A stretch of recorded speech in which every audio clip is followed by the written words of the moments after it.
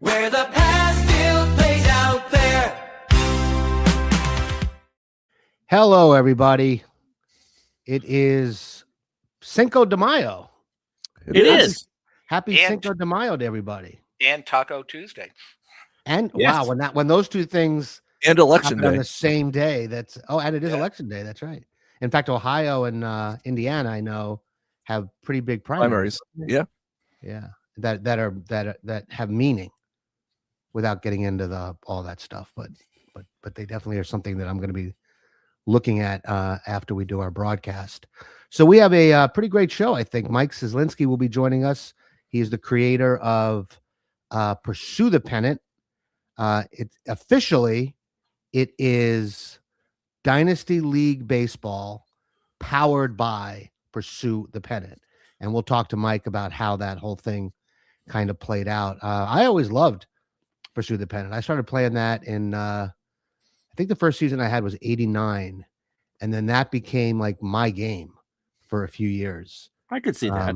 Yeah, I really, really liked it. And then Diamond Mind, when I found out that there was some connection between Diamond Mind and Pursue the Pennant, we'll talk to Mike about that, because there's not as much of a connection as I thought there was. But either way, it's a great game. And Dynasty League Baseball, I've been playing. I got the paid for a month, and it does a lot of things really, really well. It very much is powered by Pursue the Pennant.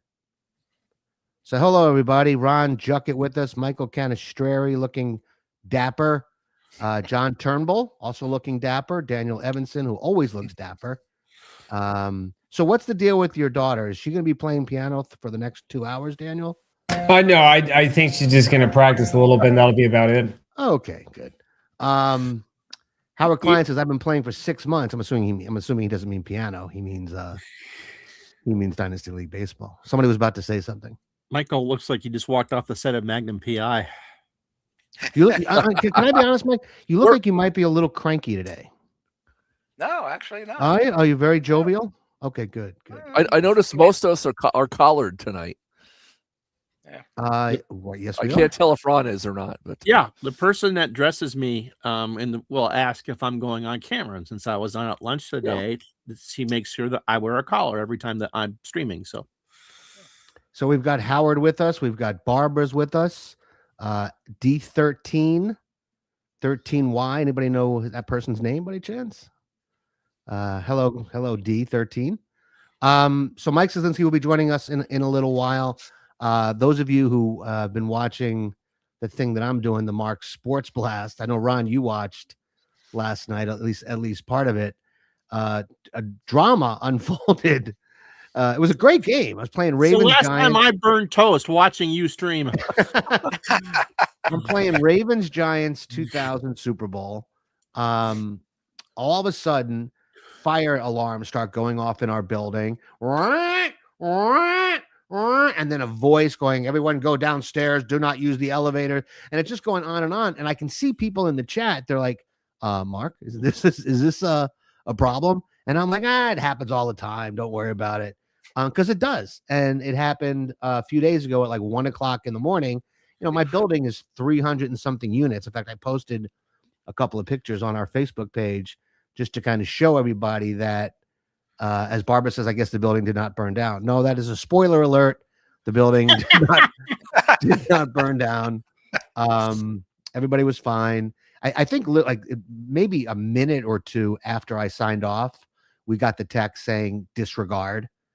And I knew it was coming, but it was becoming so pervasive while I'm trying to call this football game that I finally said, all right, guys, we'll stop here and we'll pick it up, the next time that I stream.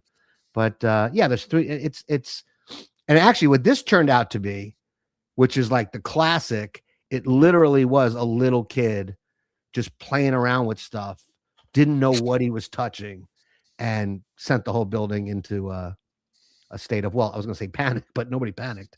I mean, when we first moved in, it happened like within a few months. And, Maria and I got very sort of like, oh no, there's a fire. And then I'm in Towering Inferno all of a sudden. And we did the thing, we went down the stairs and, grabbed the valuables and we got down to the lobby and like nobody was there. because they've all lived in the building long enough to know that this shit just happens. So it was just me and Maria in our pajamas going, okay, we're idiots. Now, Yeah. how you live from the arena district down there? You mean where well, it's not First Mariner anymore, or is it?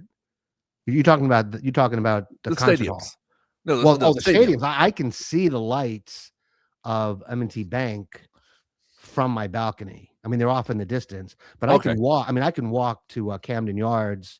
Okay. In about 10, 12 minutes. That's not bad. And probably maybe a 20-minute walk to M&T, and can also walk to First Mariner Arena, which is a really nice arena.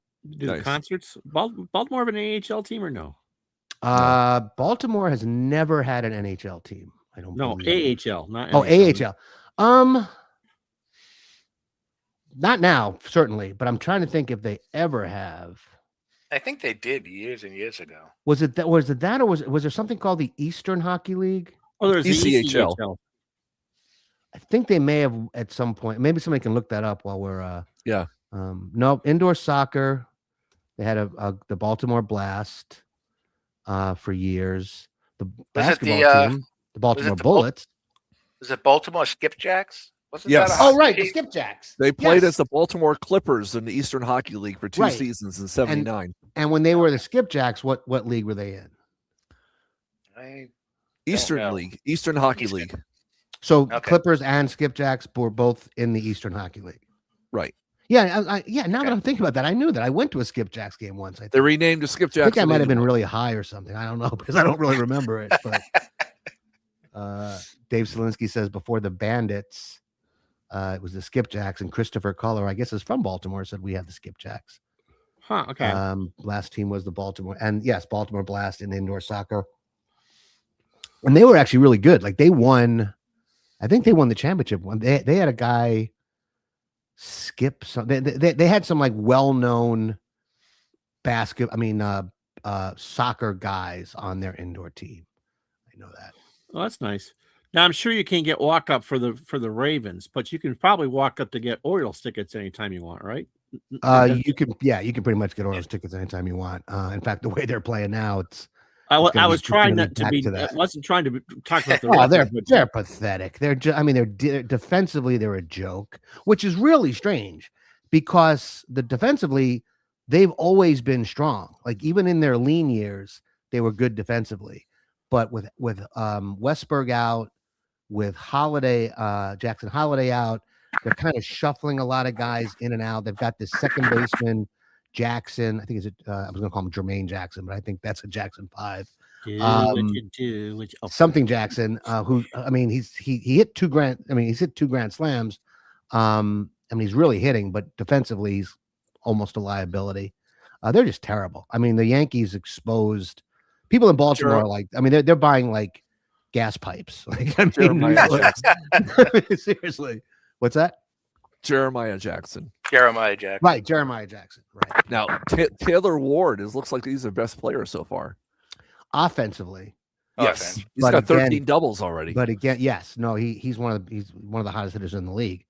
Yeah. Rushman is actually having a great year. I mean, they have two legit offensive catchers. They've got the kid Sam Basallo and they've got Adley Rushman. Mhm. Rushman's having a hell of a year, and right now, you'll see Rushman catch more than Basallo, but when one catches, the other DHs. That's how they're managing both of those guys. Well, you'll be battling the Red Sox for last place. Yeah, have they gotten any better? No. No. That's No. But They could those are two very surprising things because both teams were supposed to be a lot better than they've been. I mean, the Red Sox in particular, they've been, at least they were tragic. for a while. Geez, The Red I Sox guess Alex Cora wasn't the problem they thought he was. Right. The Red Sox can go ahead and trade Aroldis Chapman back to the Reds. Who's They that need to kid? I relay was it. reading an article today. I never heard of this kid for the Padres. This closer that they have, that's putting up the Mason best Miller? Oh, numbers. Mason Miller. Mason Miller. He's Yeah. putting up numbers that nobody has ever seen before, like in the history of baseball. I mean, he's putting guys like Mariano Rivera. Chapman is what made me think of it. I think the article was in The Athletic. It was really worth reading. He's got I've never heard of the guy. 7 hits allowed, 3 walks in 16 innings with 32 strikeouts. Oh. And I don't think he's given up a run, or has he given up one? No, he gave 2, up a run the other 2. day. Yeah. Two. Yeah, he has a 1.10 ERA. No, he was an all-star last year with the Athletics. But I only know that because I read it today. Yeah. No, I've got him on all 4 of my fantasy teams. So I'm about to say, I bet the Strat daily cards for him are pretty impressive, right? Is it just one big K? It's got to be. It's 3 columns of straight Ks. So some exciting news related to our documentary and to our channel. Our website is now available. Just go to boxscorefilm.com. It's still in the growing stage, but you can read the full outline for the proposed documentary. There's a vision statement that I wrote that kind of will lay out how I see things as the director. And of course, the pre-launch right on the homepage, you can just put in your email address and you go onto our pre-launch list. And then as we get closer and closer, you're going to get updates as we move forward. You're also going to get perks to contribute, contribution perks that will be exclusive to those of you on the pre-launch list. So go ahead and make sure you sign up for that. John, you want to add anything to that since you're the guy who built the website? No, like I said, it'll be a living organism here because we'll be adding more to it. We'll be putting the links to the whatever financial site we go with to organize that. That'll be put on there. The schedule, that's also work in progress. I've been putting what our past episode content has been. I didn't update it for last week or this week, but I'll get to that pretty soon, and that'll show what's been done in the past, and if we get enough of a lead time on the future events, we can put the future schedule on there as well. Yeah, I mean, eventually it'll have our sponsors, whoever chooses to come on board to sort of officially sponsor the documentary. It'll have a list of contributors who, at least if they want to be mentioned. It'll have, of course, I mean, I would like to have the budget there. I would like as much transparency as we can, so that everybody in the hobby understands where the money's going. What it costs for a camera operator, what it costs for travel, what it's going to cost for hotels, what it's going to cost. We can save a lot of these things because I have the ability to do certain things, and I'm willing to donate my time for a lot of that, editing and color grading and things like that. But we're gonna need somebody to handle sound, and they get X amount of dollars. So again, I think we want to make it as clear as we can to everybody. If you give us $25, this is where it's going. If you give us $1,000, this is where it's going. I also think we might want to add a section on contributors, because those people who are doing your sound, doing the camera work, you get their names, you give them some credit in advance on the website as well. Before that, yeah. No, definitely. Yeah, absolutely. So the topic, before we bring in Mike Cieslinski and start talking Dynasty League baseball, and John sort of originated the topic. Basically, what was your original question? My original question. It was. Do you play sport? Are you seasonal? I think is what you were saying. Like if it's baseball season, you play baseball. If it's football season, you play football. Right. Do you play more often games that match the sports season that we're in, or do you play opposite because you missed the sport? And you can and I can expand on that some more. Do you play because somebody else is playing something? I know right now. Well, hold on. Let me. Yeah, okay. That's exactly what I was about to say. So we've decided to expand that. So really, the topic is what motivates you to play a sport, a specific season, a particular game, a particular, and by game I mean a one-off event. Or a game and game system. What is it that entices you when you sit down to your computer or you sit down at your gaming table and you're going to pull something out? What gives you that buzz, I guess, that makes you want to play this one through. So Daniel, let's start with you. How do you kind of decide what you're going to play and when? Yeah, that's a good question. I think that a lot of it mostly right now has to do with whatever project I have going on at the time. So in that sense, I'm not really seasonal at all. I think I'm a lot more sort of project based and trying to figure out sort of what I need to play next, what I want to play next, and what makes the most sense. So yeah, Well, let's that's start with pretty much that. what I it mean, is. Yeah, but that means that you pick a project.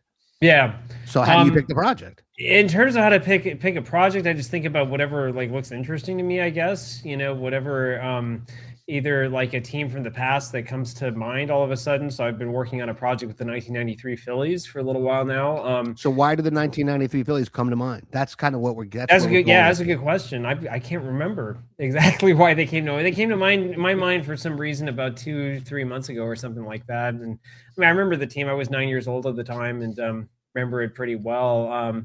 And so I decided to sort of dig in. Yeah, I mean, honestly, a lot of the stuff is just there will be some small thing that will make me think about it, and I've got a whole list of stuff to do, and so I just stick it onto the list when it comes up. So what you're suggesting, almost at least for you, is that some of it's just sort of subconscious, like Kind of, yeah, something just yeah, kind of comes into your brain, yeah, and you're and like, then must play 93 Phillies. something like that. Yeah, Yeah. if it lasts long enough, then then we have to do it. So It's a hell of a race too. Everyone focuses on Atlanta and San Francisco, but Montreal and Philly went right down the wire. Montreal really Montreal good was very good that season. Absolutely. yeah, But they didn't have good attendance. Larry Walker, Tim Wallach, right? Wallach was gone, I think, at that point. He was? Maybe. Yeah, I think so. Okay. Ken Hill. So I guess for you, Daniel, when you do have a project, do you tend to stick with that project, or do you cheat on that project with other games and other seasons? I'd like to say that I stick with it. You're monogamous? It sort of depends. I definitely want to stick with it. It depends. It depends on what's happening. There are times where if it's been long enough since the last game, like many months or longer, then perhaps I'm not so monogamous anymore. You can put it that way. Yeah. Right. So how about you, Michael Canestrari? What motivates me? Well, I'm playing in 3 co-op leagues, so that is a big motivation. Want to beat Well, my but again, why? Okay, so why are you playing these co-op leagues?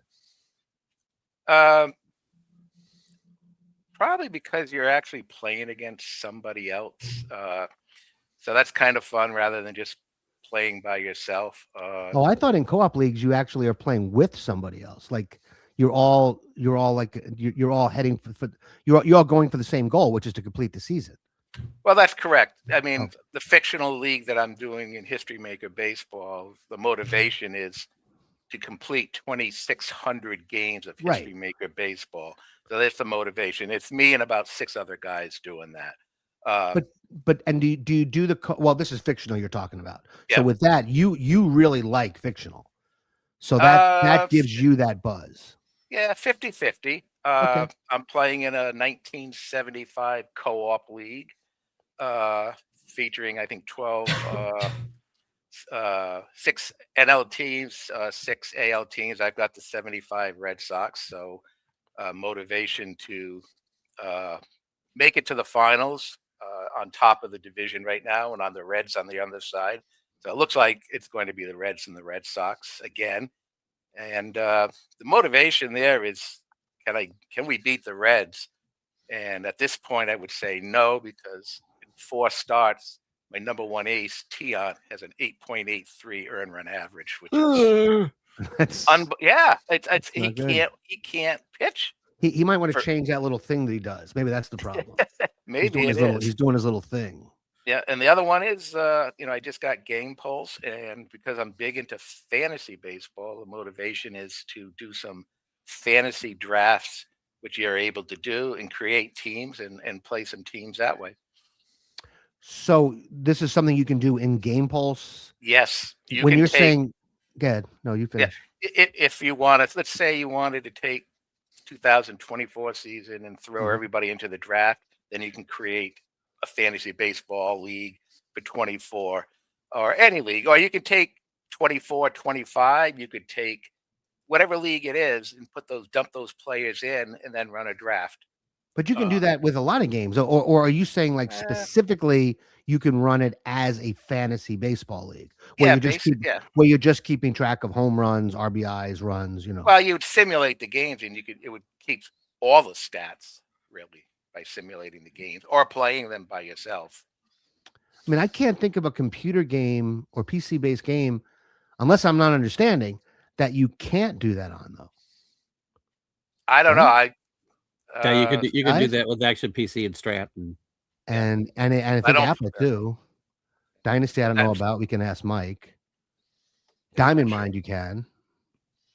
In fact, John and I have been doing that for. John's been doing that for 35 years, right? Mhm. Since you first started your league. So, but Michael, so I mean, do you ever like I'm doing this sports blast thing, right? Where I'm playing games or events, matchups that have some sort of special meaning to me. And sometimes that comes from, oh wow, I just had this, you know, I heard a song, and that song makes me think of the sport, and that makes me think of the game, and then that makes me want to pull out the game in some form and recreate it. Do you have moments like that for yourself? I do. Actually, a project that I'm thinking about doing is the 2018 Red Sox series or season. I know it's only 8 years ago, but I've kind of forgotten how good that team was. 114 and 48. So I want to get Yeah, back. that's pretty get the damn dig- good. Yeah, and they won the World Series on top Right. of that. So That's Pedroia, Ortiz, and that whole gang, right? yeah, No, that's Chris Sale. Chris Sale. Chris Mookie Betts. Yeah, Damon, Betts. or this is post Damon. No, Post this is- most of those, yeah, Yeah, 2018. Oh, okay. yeah. Mookie Betts. Yeah. So it'll be fun to go back, even though it's 8 years ago, to just kind of try and remember Sure. those good times, especially now that we're not in so good Continue to times. stick that knife into John Henry's back. I will. So how about you, Ron? It's always baseball season. Mm. I suppose, you know, if you, to answer your question, there might be a YouTube video that pops up and goes, "Oh, I remember watching that or seeing that player or whatever." But I don't tend to do a lot of one-offs. I tend to do long projects. Why is that? I get more enjoyment out of it. I like the storytelling aspect of it. You know, it's not the destination for me. For the most part, it's the journey. It's the day in, day out of that. And I started a YouTube channel just to get projects done. That was the genesis behind Retro Sports Network. Was, let me just finish one of these, and if someone's going to hold me accountable, then we'll do it. But it certainly is all about, for that, sharing the journey, telling the story on a day-to-day basis, writing that novel. And that's what I get the most enjoyment out of. I mean, I'll play any sport at any time. I got to be in the mood for like football or something like that. As far as what I would play offline, I mean, there's no limit to the season. If I'm in a hockey itch, then I'll pull out a hockey season. If I'm in a basketball mood, I'll pull out a basketball season and start and do that. But inspiration, I mean, the daily baseball inspiration comes from the fact that I get to share it. Right. The current 86 Red Sox thing, which I did a game today in roster card, is like, I started that with, you know, the Red Sox team that fell one game short of winning the World Series. Like, how the hell did this team? Because I can never get that team to win on the computer or any engine, anything close. So I pulled it out in roster card, and the question now I have is, how did this team win 95? Because I'm 31 games into that, and they're 15-16, which coming off of 85 when they were a 500 team, you'd taken that. But knowing what you know now, like, anyway, so pretty much it's they're long projects, and I really enjoy just kind of settling in. There's no deadline. I mean, for the baseball season, I want it done in about 9 months. But So it's never one of those things where, like, for me, like, I feel like I'm still, when it comes to this hobby, I'm still the little kid I was, you know, even before I started playing these games. Like when I was little, you know, if we were watching ABC Wide World of Sports, and they were doing bowling, I wanted to pretend I was one of those guys and, knock down, glasses in the kitchen or whatever with my brother. I would always force my little brother to do these things with me, or boxing matches, because we watched a boxing match, and next thing you know, my brother and I are wrapping socks around our hands and beating the crap out of each other. And then as I got a little older and that was no longer acceptable, and I found these games, I would get motivated. And it still happens to me where something will come up on YouTube, a basketball game, whatever. And then all of a sudden I'm like, I need to play Strat. I have to play Strat because I just watched this game, or I'm watching a game on TV. I find, but then I also have my projects. So for me, I'm doing 1924, which I've talked about. I'm using Replay Baseball to replay 1924. And that, the motivation for that was I just read an article, or somewhere I read something about how important and how classic that season was. And then I just thought about the time of year, that sort of mid-20s era would just be kind of cool. So, so that's my project. But then I do one-offs all the time. Boxing, all of a sudden I'll remember, like when I was a little kid, I saw Ollie Norton on television. I don't know if you guys remember, there was like a lot of controversy there. And then they did a replay of it where they kind of rescored it. It was a big deal. If I'm trying to remember now, it was Ollie beat Norton, but a lot of people thought Norton really should have won that fight, right? Michael, you're a little older than me. You probably remember that better than I do. Yeah, I barely remember it. I think that fight was it at Yankee Stadium? I think it might have been. It would have been the new Yankee Stadium. I think it was one of the first events at Yankee Stadium, but that wasn't Ollie Frazier. Ollie Frazier was. I know the first one was at the Garden. The first one was at the trilogy. Garden. Right. I'm pretty sure Norton, and if somebody wants to look that up, I'm pretty sure Norton Ali, because I kind of just remember that as a little kid. Mike Cieslinski's here in our green room. We'll bring him in here in a minute, so soon as we wrap up this part of the show. The first Ollie Norton was in San Diego. The second one that's in 70. That's the one from the early 70s. Right? 73, right? The Yankee Stadium was the last one in 76. That's the one I remember. And that was the first. Yeah, it's the first year that they opened after remodeling it. So, yeah. Bernie joins us. Hey, Bernie. Arnold's with us. David Rafe is with us, or Ray. David something. David Rail. Yep. David NS Rail fan.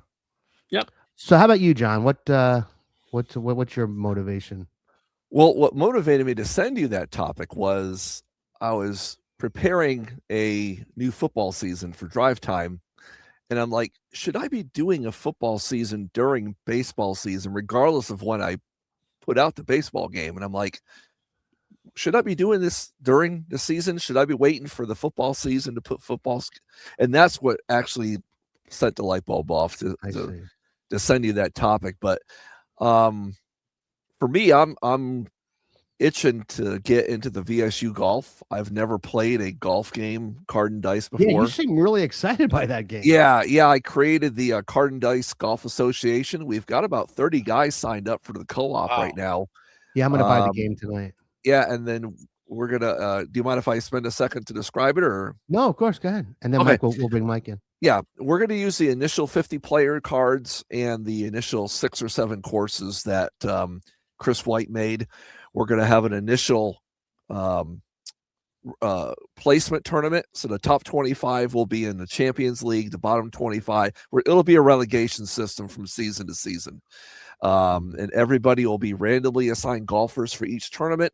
They'll play their games with a twosome or a threesome, put all the scores into a Google Sheets, and then we'll post the round by round scores and the tournament scores and have a point system. And at the end of the season, we'll have some sort of a, relegation for who gets to advance, who gets to drop down, maybe bring in some new cards, because I heard Chris White's making a lot more golfers. And I was talking to Ron before, maybe have an end of season Ryder Cup type of real quick, there's a lot of golf games out there. What is it about this game that all of a sudden, because you've never talked about golf. I've known you for 5 years. I've never once heard you mention golf. Now all of a sudden you're running 100-man co-op. This must be the greatest freaking game in the universe. it's you know what, it's just something that struck a chord watching the videos of the Clearly. game and the Clearly. artwork that Chris's Mm. card. Not, I mean, his Appa stuff is fantastic too. Even it's though I don't play Appa, it tremendous. almost makes me want to start getting into Appa just because of the cards he makes. It's fantastic. It's So. easy market. It's hole by hole. There's no strategy. You're rolling dice. You're figuring out what it is. So you don't really necessarily have to know anything about golf to enjoy it. You just, oh look, I'm Arnold Palmer or whatever it is. I see. Yeah. All right, joining us now, Mike Cieslinski from the West Coast. Where are you again, Mike? Can't hear you. He's whispering. Mike, are you there? It says your mic is on, but I'm not hearing I it. can't hear you. Oh, now Okay, I I hear can hear you now. We can hear you. you. Yeah. Can you hear us? I'm not able to hear you. We hear you. We hear you. You so I'm you can't not able to hear you. you can't hear any of us? No, Yeah. it must Hey, be John. his mic isn't on. Well, his mic is on because he's talking. Maybe his You speakers mean on. his speakers? Yeah. I'm gonna. You know what? You guys keep things moving. I'm gonna try to text my. Okay. Mike. All right. And I think Ron, you're in that co-op. Yes, I don't know, Mike. I don't think- bought don't the know. game because of it. Yeah, I know a lot of people have. And so we've had some people just come on since we started. I don't think we've ever have everybody in since we started. So Okay. the website is live at boxscorefilm.com.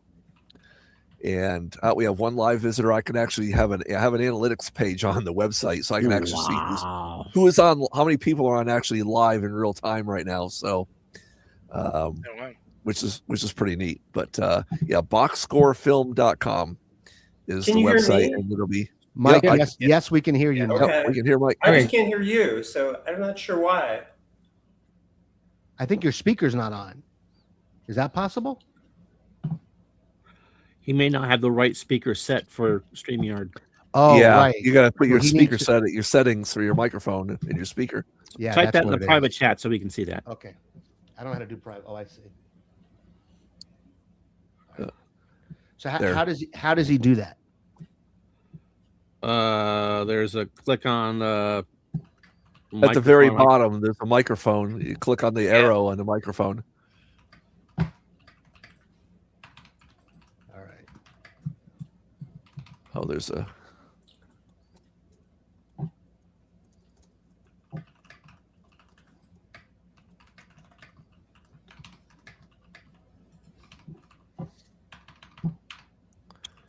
And I don't know if he's got like a couple different sets of things, but it may not be Alright. the default.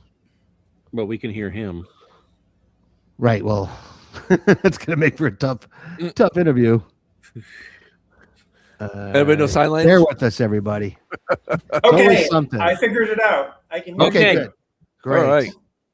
Look So at that. I have the external mic or speaker or mic, and I have to have it separate. So I figured it out. Congratulations. Here That's we good. are. We're ready to go. So my first question was, I know you're on the West Coast, but I forget exactly where are you on the West Coast? So right now I'm in Chandler, Arizona. This is like extended cactus league right. for me. That's what it was, right? I've been here since January. Be going to Reno, Nevada next, but our home area is actually South Florida, so that's where I'm based. But I'm kind of all over right now. And of course, you're originally from just outside Milwaukee. Right in Brookfield, and I'll Right. actually be there in end of June and July. So going back. Which is why a little bit later on in the show, when we play our Dynasty League matchup between Mike and I will take the 82 Orioles and he will take the 82 Brewers. Orioles fans, I'm sure, will remember this, and so would Brewers fans. But the first, or not the first, but there was basically a 1-game playoff that happened that year because Well, it Milwaukee wasn't a playoff. It well, was no. 162. Right, okay. I'm aware of that. Yeah, no, I'm saying it was ostensibly a playoff. Right. Because what had happened was the Brewers it was a 4-game series, Right. And all they needed to do was win one of the 4 games. And the Orioles won the first 3. Friday of night those. doubleheader and Saturday on Game of the Week. Yes. Right. Which takes us to Sunday, and it'll be Jim Palmer on the mound for the Orioles, facing off against Don Sutton for the Brewers, 2 Hall of Fame pitchers. 51,000 people were at Memorial Stadium for this one. I remember watching it. It's not on my list. You know, I've got the Sports Blast thing where I'm replaying all the memorable things. But that game, to me, I remember it being a big deal. But I think I went through a period in the early 80s. Like, I cared a lot more about the 79 Orioles and them winning the World Series or losing the World Series in 79 than I did about them winning the World Series in 83, because I didn't live in Baltimore in 83. I had moved to start the first leg of my acting career, I guess I'll call it. But Mike, so let's talk to you first before we get to the game itself. You know, you and I spent a good amount of time on the phone the other day, and we talked a lot about, you know, famous players and your affiliation with the Orioles, and then eventually, and then the Brewers. But what I never really got a chance to ask you is, what was that aha moment where you said, I can do this. I can design my own game. I know what this should be.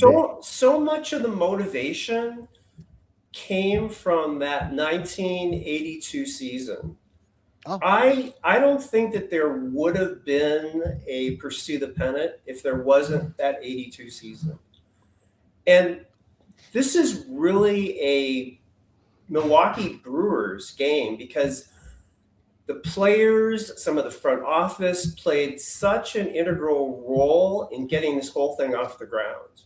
A huge part of the story and the big moment really was I played pickup basketball, and I've been playing with a lot of the Brewers. And one of them was Paul Molitor. There was Jim Gantner. Mike, I'm going to stop you because you and I talked about that, and I know, and we are going to talk about Paul Molitor and that. But I feel like you're selling yourself short a little bit because you did something that nobody had done before. Nobody had thought, let me take 3 10-sided die and create a game. That is a genius mechanic that I think we'd all like to know what the inspiration for even just that was. That's a really good question. I'm not sure, and you're right. That was something that was new. I had been taking a statistics course at University of Miami. Maybe that had something to do with it, but I don't really recollect exactly where that came from on the 0 to 990. But it just seemed to me to make sense because it's the same as you would think of it, like batting averages. It's the same numbering system. So, but it opened up so many possibilities. It opened up so many possibilities. You can fine-tune things so much easier with all those different numbers and probabilities, especially things like our bizarre play charts. You know, if you want a 1 in 1,000 event, you can do it. Right. And that, you know, that's the kind of thing before we get to sort of that, the Brewers and your connection and how the game grew, there is still this one person, this guy named Mike Cieslinski, who was a little kid playing these games. I'm assuming APA, Strat, one or the other, or both, right? Actually, I started out playing Gil Hodges' Pennant Fever. Oh, right. You mentioned that. Some of you might remember that game. Is that a spinner game? Yeah, it was by RGI. That was the first game I played, and the next game was the 1971 Sports Illustrated game. I'm sure Dan knows about that. Had the charts similar to like Payday. Right. Mm-hmm. Yeah. So you were never an APA or Strat guy? I've never played APA, ever. Strat you have? I have played Strat, yeah. I played Status Pro a little bit. Right, Status Pro. So before you came along, and maybe I'm sure I'm missing games, but what I know is APA was there, right? We can argue whether they're first or not first, national pastime, whatever. Let's just call them first for the sake of this conversation. So they have their system, 2 dice, right? Strat comes along. They add a 3rd die, But it's still, it's in some ways it's different than APA, but it feels not that different. Then you get to Status Pro, game changer, fast action cards, control on the pitcher card that determines where you're going to read the result from, which was really interesting. But then Pursue the Pennant, and then Sherco was around back then too, actually, because I remember I had that, and that's the one where you could you had to move the shortstop right where the ball was to be able to make the play. But then you come along, 10-sided dice, ballpark effects charts, all of these innovations. The game came with walls, right? At some point. In the second edition, yeah, That might have been it was an pretty upgrade. fast. The first edition didn't have them. A year later, the second edition, those ballpark wall inserts that so many people remember came. And this is all from the mind of Mike Cieslinski, right? Yeah, I was the sole designer. Yeah. So I think that's really impressive. It's like the first pizza box game. yeah, well,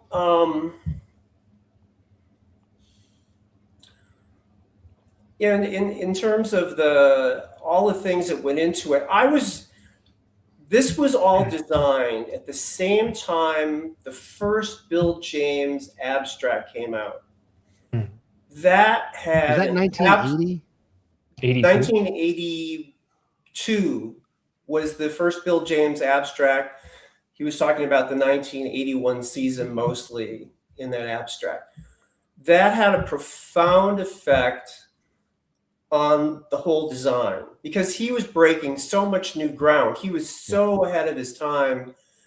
And I learned so much. I must have read the Bill James baseball abstracts 20 times, and just all the ideas that I came up with from that. And I was very deeply involved in sabermetrics at that time.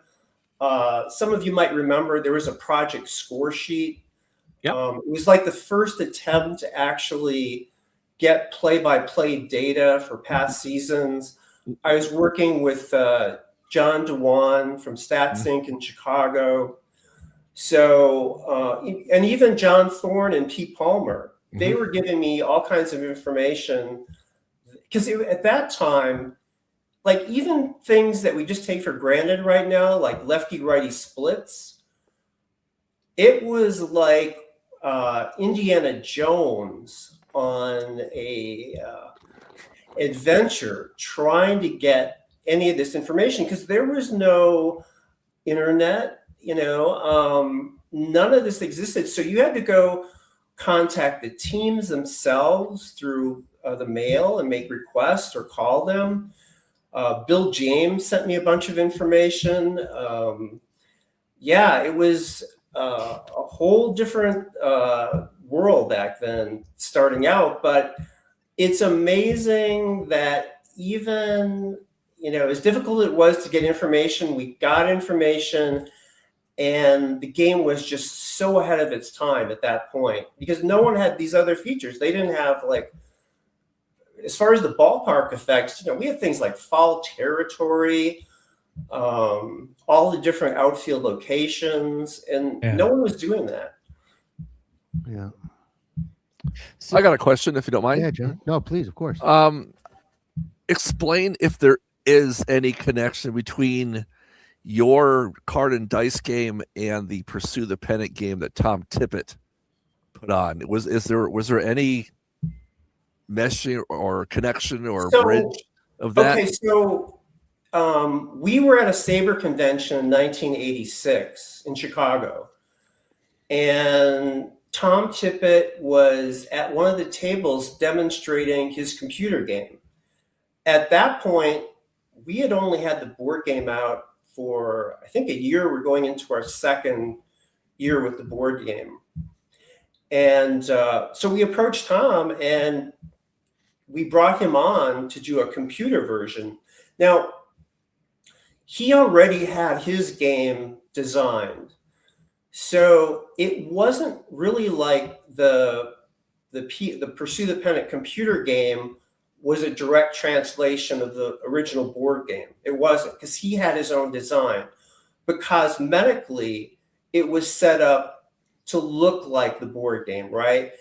So, for example, the player ratings, I did all the player ratings, and they were used to the board game and Tom Tippett's Pursue the Pennant Now, game. by So player Tom and ratings, I would collaborate. by player ratings, you're talking about outfield arm range, Yes. but Right. The five tier.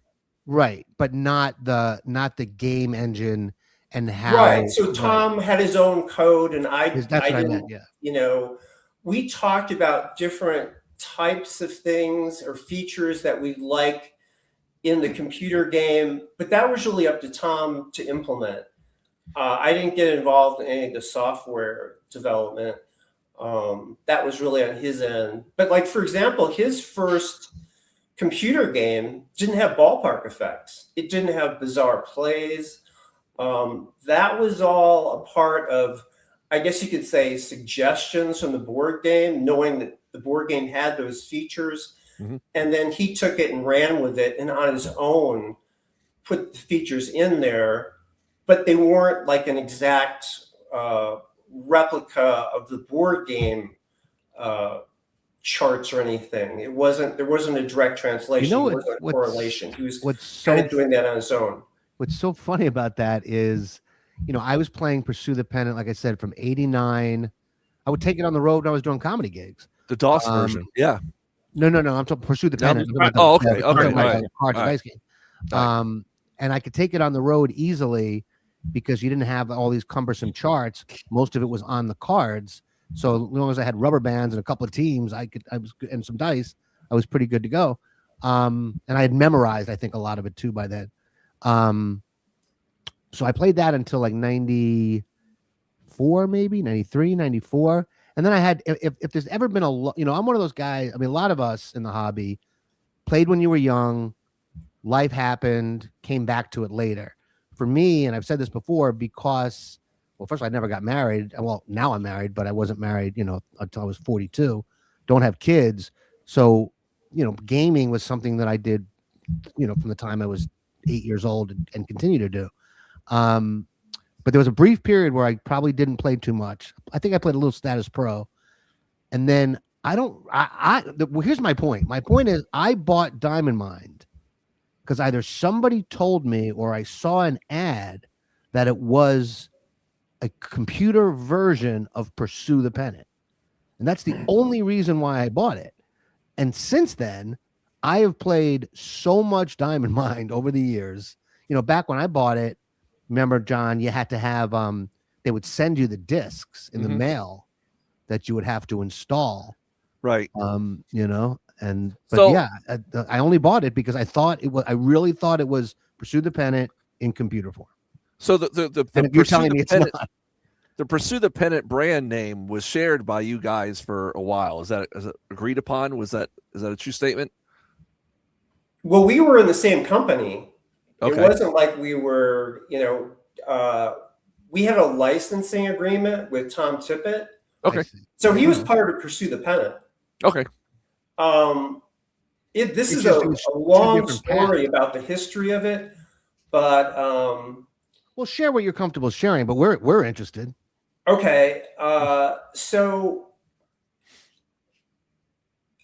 there was a split in Pursue the Pennant that had nothing to do with like the performance of the game, performance of the company itself. It had to do with the venture capital company that I got to start the whole thing up. They were involved in some issues in terms of security violations, nothing to do with Pursue the Pennant, but it affected everything about their company. I'm sure it did. So they had to pretty much sell everything for like pennies on the dollar, and they were based in Wisconsin.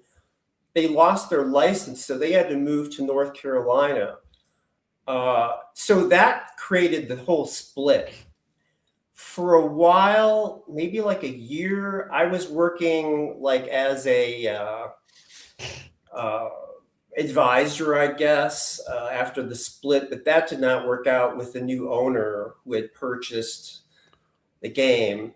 Coming full circle, it was several years ago, and we purchased back the intellectual property rights for Pursue the Pennant. Because you had lost them because they were owned by the venture capital company. Yeah, so I was one of the general partners, Right. and then they were the other general partner, but they were the controlling general partner. And that's the So they deal. had final That's the deal that say. you made originally. Yeah, that was the deal I made to get the whole thing Which is how started. you were able to get the game out there. Sure, right. Right, exactly. At that point, it was very difficult to start a game like that. You had all kinds of Major League Baseball licensing. Right. You had to buy your data. It wasn't just freely out there. Much more difficult to start. And then you had to pay for all the printing. It was a very difficult thing to start up. It's amazing I ever got it off the ground. Yeah, it's kind of like, everything was against me. When you think about, and this is not knocking today's game designers, but when you think about like the trailblazing you guys had to do and the lack of assets that you guys had to draw from compared to today, you must look at the new generation and go, this is too easy. You kids have no idea what we went through, Yeah, that's very true. Although we were really well funded, and most of but you were well funded. Look, nobody gives people money to a loser. I mean, you were funded. Well, that's just a fact. You were funded because you had a good product and they knew it. Right. So that's a testament what to did you. teams think when you asked for data to make a game? Did that occurred to any of the front offices at the time or whoever you talked to there? Obviously, the Brewers knew you pretty well, but yeah, well, I had told Mark that I had done an internship when I was at University of Miami with the Baltimore Orioles. So I was actually working in spring training in their public relations department. So I really got an idea of what it was like inside a Major League Baseball organization. And I got to meet the PR people. I would check in the broadcast teams like Brooks Robinson, Chuck Thompson. I got to meet the players. It was just a great, great experience. So that helped propel me to be able to contact other front offices, other organizations. And then, like I said before, I got involved with a lot of the people in the sabermetric community. StatSync was very influential with John Dewan. So that's where a lot of the data came from. And then I later got to meet John Thorne and Pete Palmer. Pete, just the greatest guy in terms of being able to share information. He would send me like reams of data. This is all on paper, of course. There was no That's data the other part. files. Right. Yeah.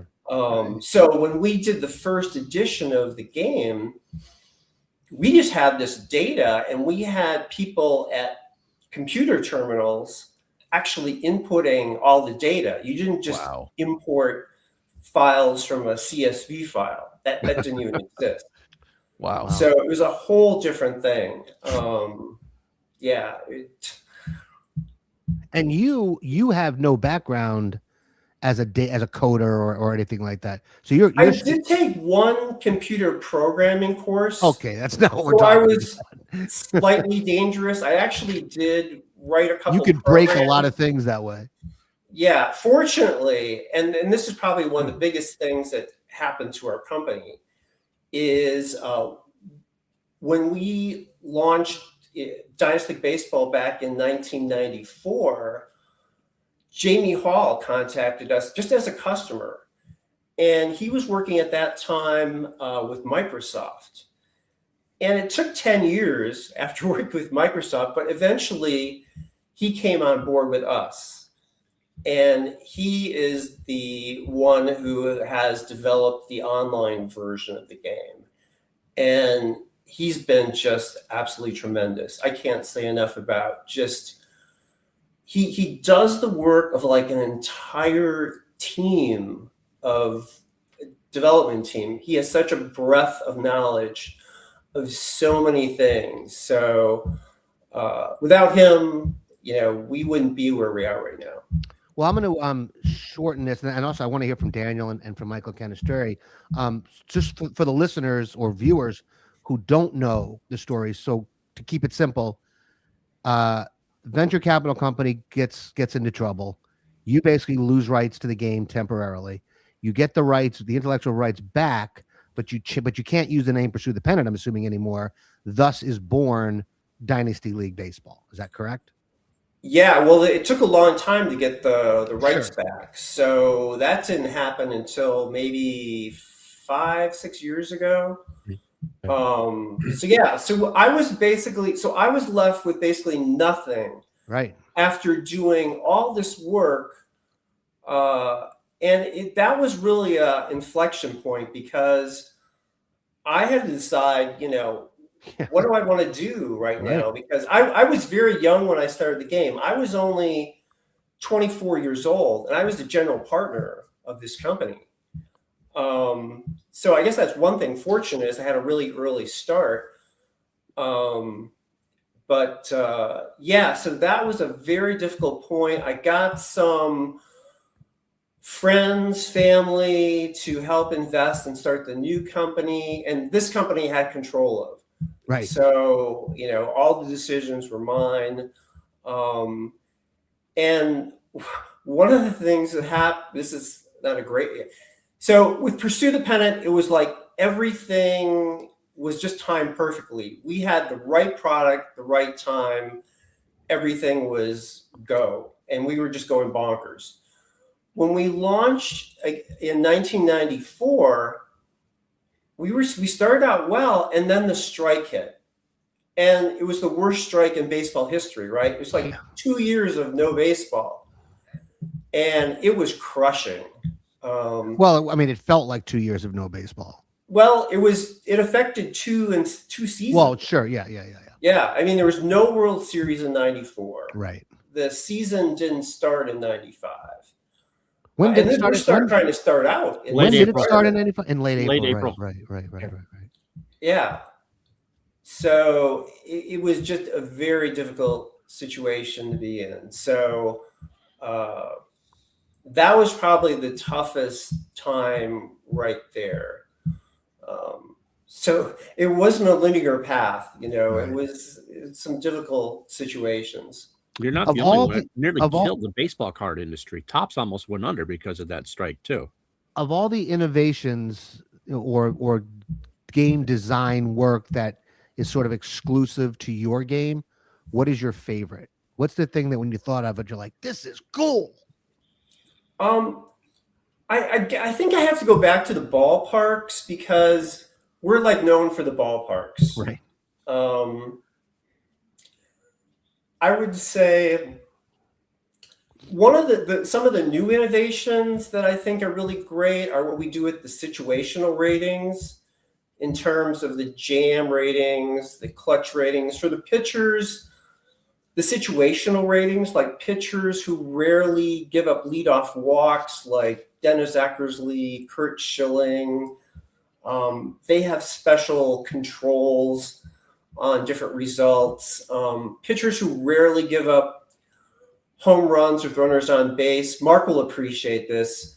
So Jim Palmer in his career never gave up a grand slam home Not run. once. Nope. Never gave it up. Nope. And so, when I was designing the game, I'm thinking, okay, like how can I replicate that? So that on rating actually helps to replicate that in controlling results like that. So Jim Palmer would have an on rating in seasons where most of his home runs were with bases empty, right? Because pitchers pitch differently in different situations, so that reflects those types of things. Pitchers pitch differently in jam situations, or at least the better ones do and are more effective, right? You can see with runners in scoring position and 2 out, some of the best pitchers just won't let you score. They pitch differently. Either they're reaching back and getting more velocity, they're more careful about their pitchers or their pitch patterns.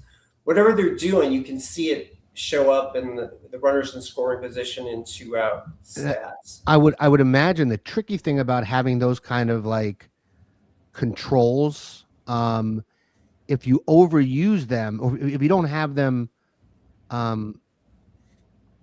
if they're not used properly, I'm not sure I'm saying this correct, but what my point is, once you start getting into whether or not a guy does better with runners on base and 2 outs or 1 outs, if you have too many factors or controls for that, you could run the risk of kind of hurting the season average for a player. If Right. So right, these just, things am I don't making happen sense? that often, right? So they're carefully designed to have somewhat an effect, but they're not overbearing, right? That's what I'm saying. The main things are still like the lefty-righty splits Right. and the matchups, because that I guess that's another thing I really love, and maybe this goes back to just how hard it was to get the lefty-righty splits at the beginning. But I love the lefty-righty splits and how you see how different hitters and pitchers, perform against different-handed batters and pitchers, and how that impacts your managerial strategy. And the player cards, they have these interesting statistics, and I like seeing, what they hit versus lefties and righties. I find that fascinating. I would say Daniel is probably our resident game historian in terms of his knowledge of the hobby. Daniel, questions for Mike Cieslinski? I do have a question for you, quick, Mike. I don't know if you remember this. I can remember about a decade ago seeing another group of people who were trying to resurrect the Pursue the Pennant brand on Delphi. I've always been kind of interested in knowing sort of like if you have any insight into sort of what the history behind that was. I presume that they were somehow related to the company and that other stuff that you were talking about. Boy, I don't know specifically. So the new owner of Pursue the Pennant was based in Texas. He was in Massachusetts at first, then he went to Texas. And that's who I eventually bought the rights, the intellectual property rights from. Now, before I actually did that, it was a little bit like the Wild West, where we've had like so many, I guess, like intellectual property attacks on our game, that it's disturbing for me because it's like my baby, and like people are trying to like take your stuff, Well, this story seems a little, so, and again, just to sort of try to wrap my head around this, it almost seems like people just sort of assumed, you were gone, basically, but there's this game that they loved, Pursue the Pennant. Squatters. So they're going to revive. It's almost like, it's like Monty Python. You're like, oh, I'm not dead yet. It's like they forgot. Well, there's a guy who actually freaking invented this. You might want to talk to him before you go resurrecting his game. Is that accurate? Yeah, that's accurate. That's nuts. Yeah, and we actually have intellectual property attorneys right now, so we can go out and go after people, but it gets expensive, right? I mean, it's like you could be spending thousands of dollars, so you have to kind of weigh, is it worth like trying to crush these people? Sure. Over whatever sales they'll take away from you, right? As opposed to what you're going to pay the lawyers. Well, I know that there's I don't remember what it's called. I know that there's a league out there that offered their own sort of homebrew Pursue the Pennant based cards for years and years. I presume that they're still around. I remember them because there was another company that tried to use Kickstarter to start up. This is again over 10 years ago, and stole all of their cards and was trying to pass it off as their own. And that was a complete kerfuffle in the hobby. That's also a little bit obscure. Kerfuffle, but yeah. Nice word there, Daniel. Well, are you thinking of the Internet Baseball League there, Daniel? Yeah, it's the Internet Baseball League, but then the game that somebody tried to make out of that, I can't remember off the top of my head the name of it. It was Play. Years ago. Triple Play. It's called Triple Play, I believe. Was the name? No, it was another game where they tried to put like images of the players on, right? I think so. Yeah, I can't remember Yeah, off the top of my and head. it was but yeah. and then It's they not went licensed. into, and they were very short lived. They went out and they found out how hard it is to be out in a retail environment and how dog eat dog it is. That I think, and they were licensed by Major League Baseball, and they had a quick demise. So, yeah, in that case, we didn't have to do anything. They kind of like shot themselves in the foot. But yeah, there's like all these things that we've had to deal with, you know. So, but I would say just right now we're like definitely in the best position that we've been in, and we've had like record sales, and online versions doing great, board games doing great. Everything seems to have stabilized. You know, we're growing. Dave, we just And- got a question. Dave Lando just asked, will there be a downloadable game in the future? Downloadable game. I'm not sure. Not web No, based. I know. Not browser not based. web based, right? Exactly. Like a Program. window, like a standalone game. Is that the Yeah, question? I a guess? program. Yeah, an Yeah. app or a program actually. Well, we used to have a Windows version, and that only ran on Windows and was a standalone game, and it reached that's what its he's end at. of life. We could go no further with it, and that's when we decided to do the online version and have it be. We're writing once in terms of development, and you can play on all your devices. So our development code runs on Windows, Mac, iOS, iPad, iPhone, Android. Did I say Mac? So the answer is no, just because we'd be going backwards, you know, to create a Windows only game. Well, I think I think for some people in the hobby, and maybe it's just they need to get over it, but they want to own something, and they feel that when they're playing the online, that it's not theirs. They don't realize there's also a lot of benefits to playing online, like not losing your games, not having a crash. I mean, you know, being able to play whatever season you want to play, when you want to play it, not having to pay $50 for a season. But that aside, they still feel like I got to own this, and this needs to be my game. Yeah, no, that's a very real thing. You know, a lot of people, they want to own something. You know, I guess you can buy every season that's out there if you wanted to, and that's a huge investment, right? If you wanted to get Well, it depends all on the the game. different seasons. Depends on the game. And then, you know, we're offering all of our seasons just for that monthly price. And it's a then good price. playing It's on all your $15, devices. right? Sorry? It's $15, right? Right, Yeah. $14.95. If you Yeah. get the 6 month, it's like 13. You know what? I'm calling it 15. You can't stop me. Yeah, well, it's 13 if you get the 6 months. Oh, okay. So there is a discount for 6 months. Yeah, right? it's a discount. Cool. So Hey guys, I'm gonna step out and get my drink and start getting ready for the baseball game. You guys take it for a few minutes.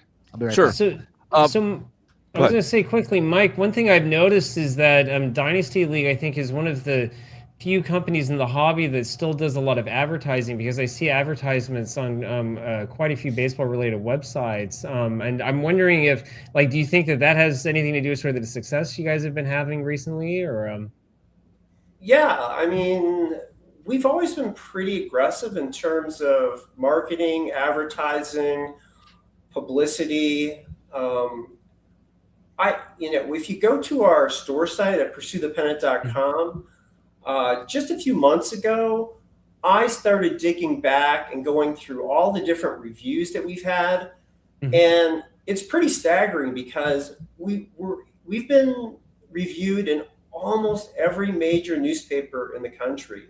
Not that newspapers are thriving right now, but you know, back in the 80s, 90s, and even early 2000s, you know, newspapers were the thing, right?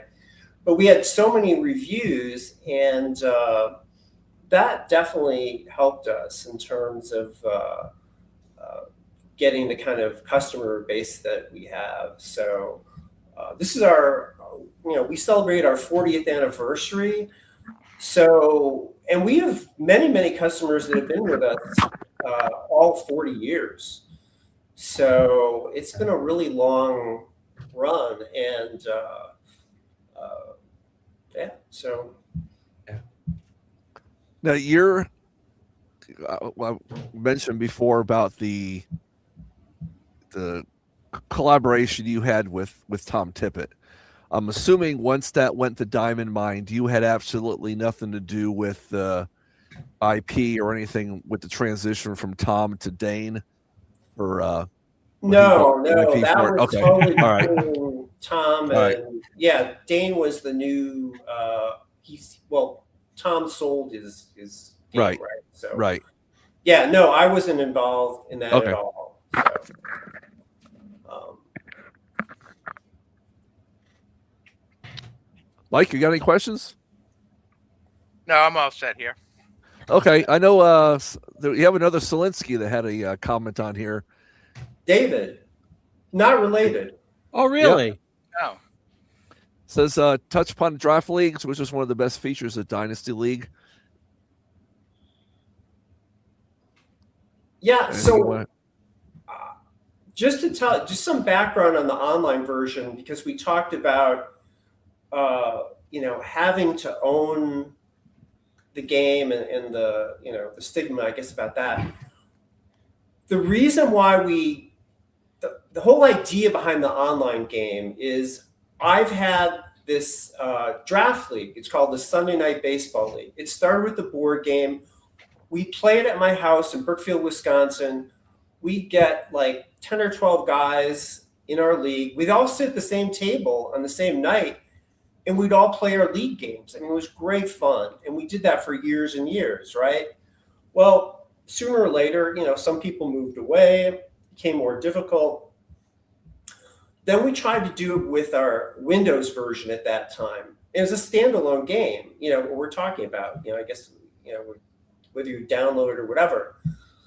And it was awful. I mean, trying to run a draft league where you're trying to play against head to head, you had to do like different IP settings. People couldn't connect. You could spend 15, 20 minutes just trying to connect with your opponent or never get connected. Oh, I've never seen that happen anywhere. Never. Come on. Yeah, so we designed the online version really with that foremost, to run draft leagues and make it really, really easy to play multiplayer, make it really, really easier for commissioners to run the leagues. And that's what's been really, really successful in terms of the most popular play format for the online version. We still have the season replays. We introduced the as played for solitaire. You could certainly play solitaire, but it's the draft leagues that are really driving the online version. And we're going to have, finally, our draft room is going to be coming out. So that'll all be part of the online version. But yeah, that's a whole different play format, that I think maybe, I don't think it gets talked about enough. You hear so much about season replays, but the draft leagues are really what's popular. And we make it so easy. So, you had to do things before, like you had to manually export and import files every time you wanted to update your stats or standings. Yes. Yes, that's almost we've all been there. Yeah, that's like 1980s, right? Play by mail.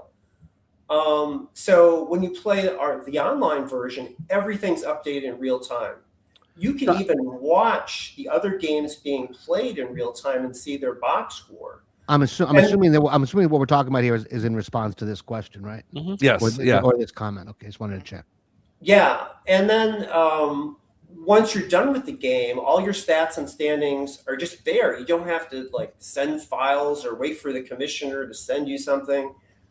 It's all right there, and it's so easy to connect and play multiplayer because you have your own screen. It's true multiplayer. So when I'm on offense, I have my offensive decision buttons, and then the defensive manager, he has his defensive manager. You're not sharing the same screen. It's not a screen sharing. It's true Well, I mean, but multiplayer. there are other games like that too. It's not Dynasty League isn't the only game that offers that. Where I you don't have think in terms of running draft leagues, though. with draft leagues, you mean? Oh, I'm not sure about that. Yeah.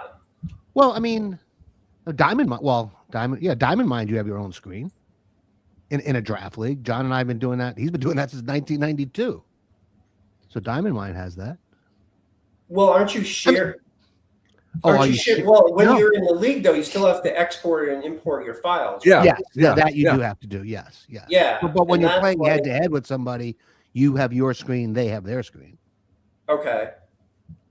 I didn't know. And so do you have your own defense? So when you're on offense, do you only see your offensive screen? Yeah. Mm-hmm. Okay. Yeah, the other guy's choices are hidden until the play is until the play is resolved. Yeah. And Apago is the same way. I mean, but that said, I mean, ultimately what this comes down to is, I think for a lot of people, and then we should really should get to the game, and then getting to the game, you can show just how easy this actually is. I think for a lot of people, they have their baby, and if you started out playing APA cards and dice, you may have a thing for Apago. If you started out playing Strat, you might have a thing for, I guess what would their actually Baseball Max. Baseball Max. You would do Baseball Max. For Dynasty, a lot of people did start with Pursue the Pennant, or at least they found their way to Pursue the Pennant, even if they're a little older. Eventually they settled on Pursue the Pennant. So Dynasty, like when I go to Dynasty, I'm looking at Pursue the Pennant cards. That's what my brain is telling me, and those are really good memories. So as long as it's user friendly, and I can access all the seasons, and it's not wonky, the only thing, and this is a personal preference for me, is I wish Dynasty had the ability to roll the dice. I don't know if that's something. To have your own dice roll? To have your own dice rolling. That's the one thing I wish it had. Maybe like for solitaire, that becomes something you might want to do, but for a draft league, that creates all kinds of like trust issues, I guess. Oh, yeah, I guess it would. Yeah, sure. Like, where'd you get that? Sure. That just wouldn't fly. Yeah, how do you have an open engine game? You can do it in a closed engine game, but in an open engine game where there is dice rolling, how do you trust that the other person is rolling their dice fairly? I guess I don't really have an answer for that. Okay, so it would be nice maybe if that could be a feature for even just solitaire, where because I really like that. I play Apago. I got turned on to it not long ago, and what I like is I'm rolling the two dice. You never played Appa, so that's not your thing. But for some of us, it was rolling doubles. Seeing that white and red die and being able to do it myself gives me all the benefits of playing a browser-based game, but still makes it feel like cards and dice because I get to roll. So for me, that would be the one thing that I wish Dynasty would somehow let me. Yeah, some people like that whole sensation of rolling. It's just that it's that thing. It's that sound. It's and it brings you to a good place. I mean, we show the dice, but the computer which is cool. Rolling them. Yes. Right. Yes. Okay. Yeah. Time Machine says, and I understand what he's saying. It's not Strat Max. It's the Strat PC game, but it's not a direct comparison because the Strat PC game is a downloadable game, as opposed to a browser-based game like Dynasty or Baseball Max. All right, so Mike, let's get started here. What do I need to do? Are you logged in right now? I am logged in. Okay. Let me. Did you accept the invite that I sent? I accepted the one that you sent earlier today, but then I saw you sent me something right when we went on the air. Oh, I'm in my messages now. Go to your messages. Yeah, you sent a game invite. You sent a game invite at 7:50.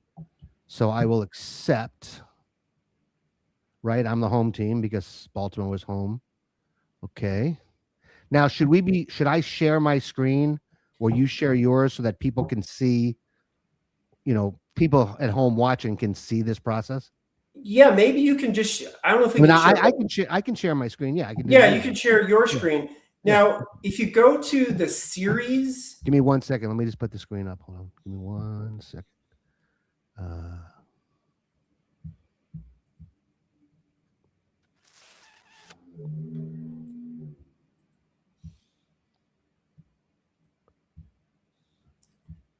There we go. Okay. So now what am I okay, doing? so in the yellow header bar, there's the series link, right? Yep. Click on that. And then you want to go to series and series with a friend. What And I'm you saying, might need to refresh your browser, but you should see a join game button come up and you'll see our series. you could, yeah, I see the join game button. So just click on that. Yep, and I just clicked on it too. And we should be outside Baltimore Memorial Stadium.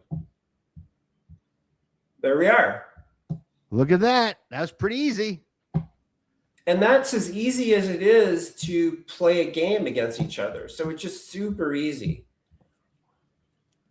And it shows the outside the park. All right, I'm going to enter the park. The This weather. works for, Okay. This works for draft leagues as well. Yeah, well, the whole point of it is for draft leagues. Okay. So I'm going to enter the park now as well. And here we are. And so the first thing you're going to do is you're going to make your roster decision, just general manager. I have pulled up Baseball Reference for that day, so I'm going to use the same lineup that the Orioles did that day, even though it didn't go so well for them. For anybody who doesn't remember, which would be all of us, the Brewers in real life won that game 10-2. They only out-hit the Orioles by 11-10, but they scored one in the first, one in the second, one in the third. Orioles got one back at the bottom of the third. Brewers scored again in the sixth to make it 4-1. And then the Orioles scored one in the bottom of the eighth. Top of the eighth, Brewers scored again. Bottom of the eighth, Orioles scored. Brewers closed out any hope with 5 runs in the ninth inning.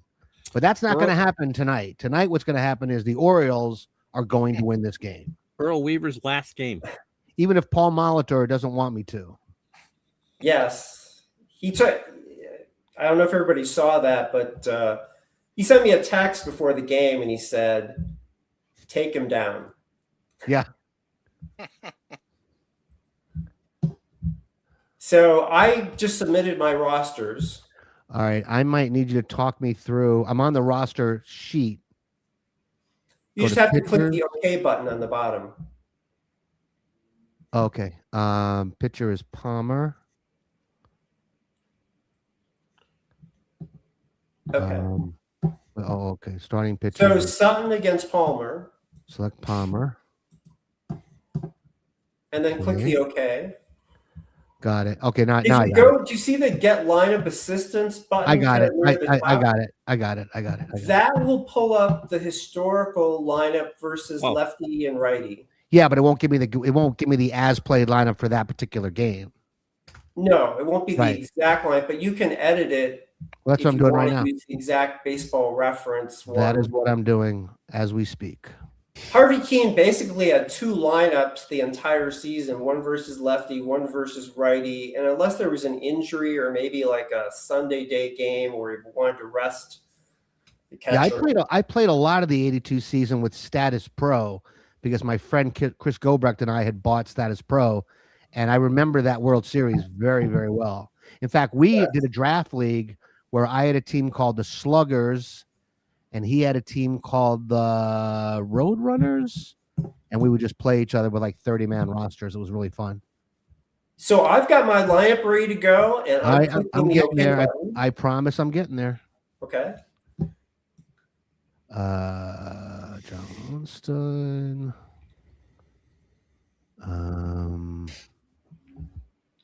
Jim Dwyer. Let it be Lowenstein. Right. Cal Ripken batting 7th.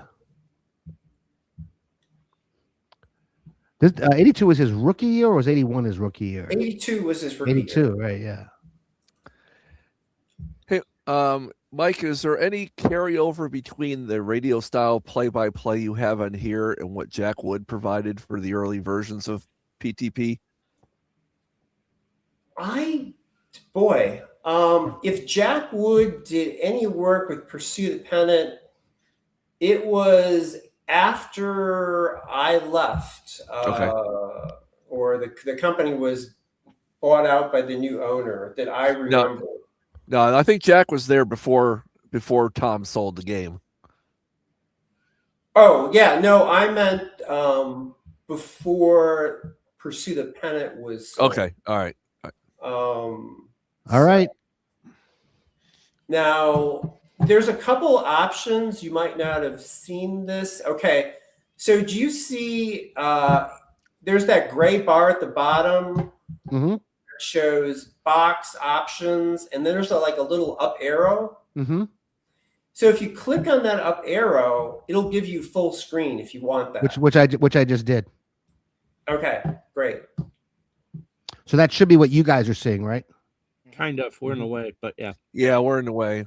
Well, let me put it back here for a second. Then let me go to the. So the problem is. Well, I'm going to put us all on the left. Hold on. All right. Let's see. How do I do that? Maybe. No. Yeah, you Ooh. might not be able to do full screen because you'll cover up people. Yeah, that's fine. That's yeah, good. it's That's fine. perfect. We don't They need don't to see us. All right. Nope. Yeah. No, you're right. Okay. So now now I'll make this full screen.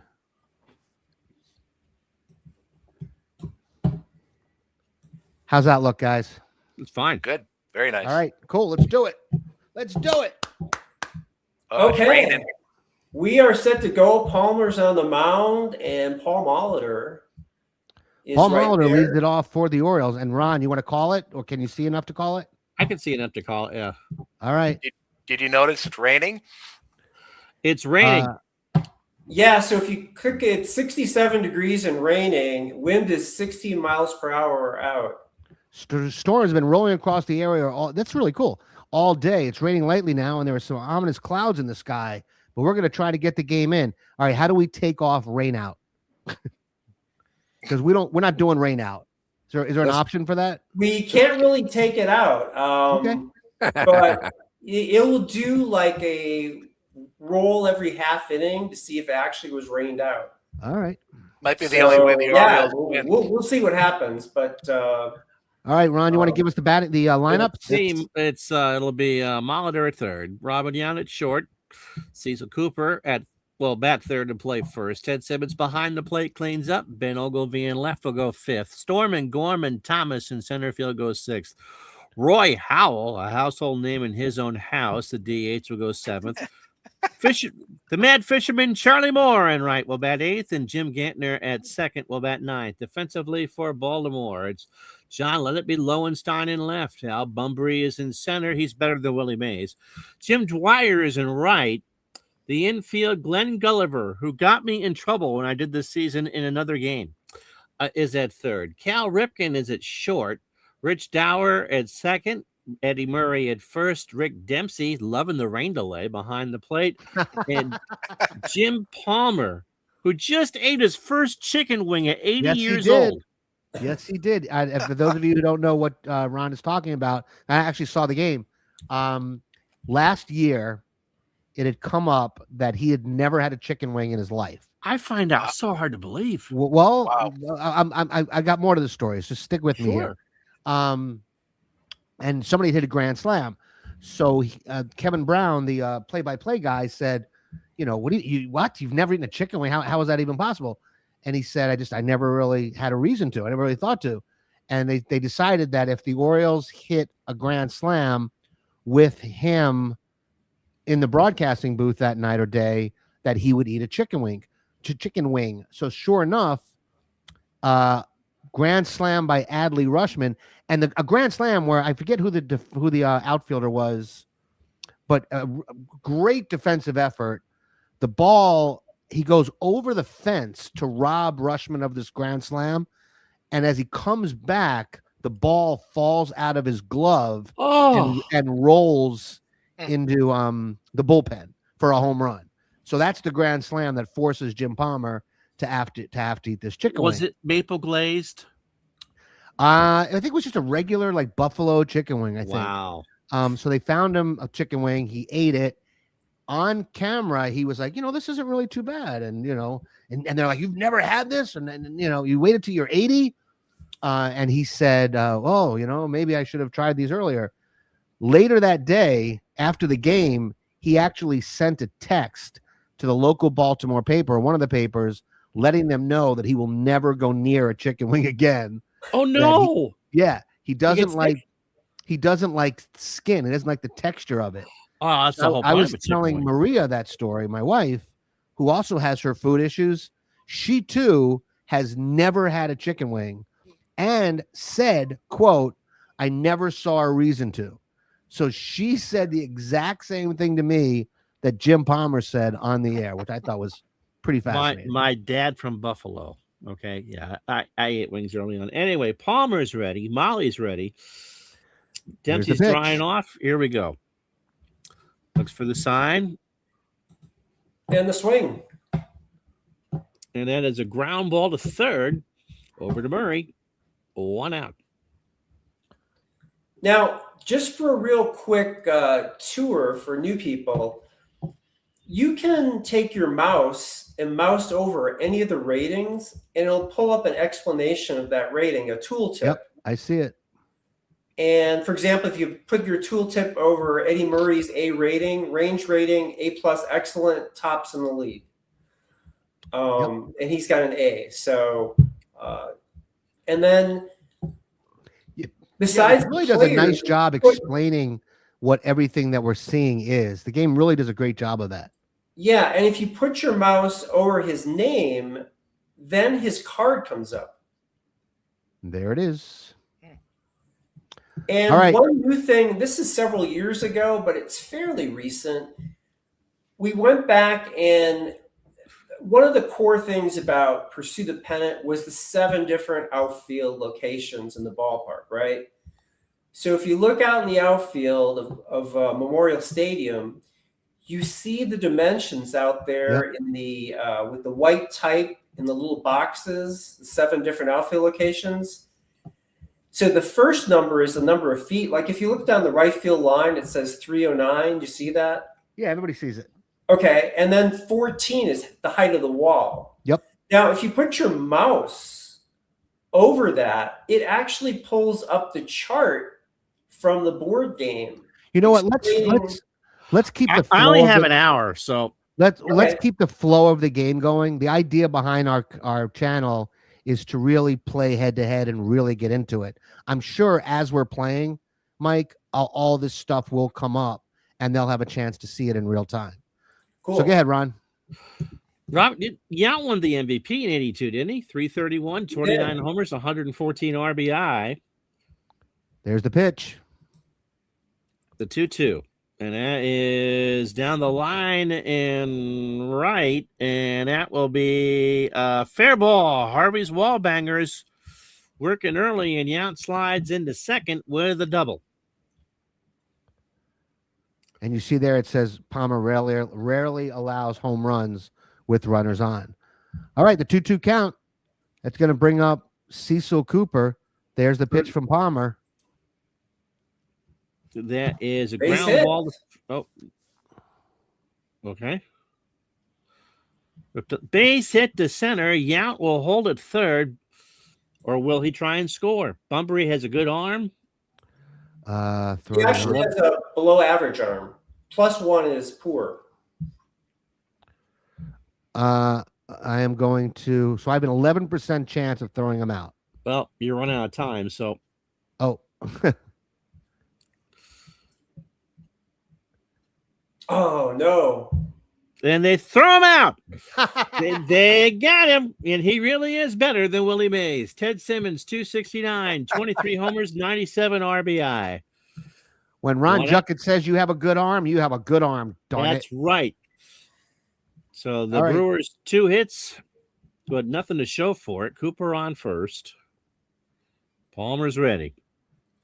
The 2-1. Is that a base hit or a strikeout? 2-1 line drive to first, and that's a single to right. Cooper is around second. Is Dwyer going to throw? We have two. Looks Cooper like going to hold. I'm gonna throw to the cutoff man. So Cooper goes to third. Runners in the corners. Palmer still trying to digest that chicken wing. Struggling here in the top of the first. Ogilvy, wow, 244, but 34 homers and 102 RBI. Where does it tell me how many outs? Oh, I see it. All right, here we go. Palmer deals. High fly ball to right.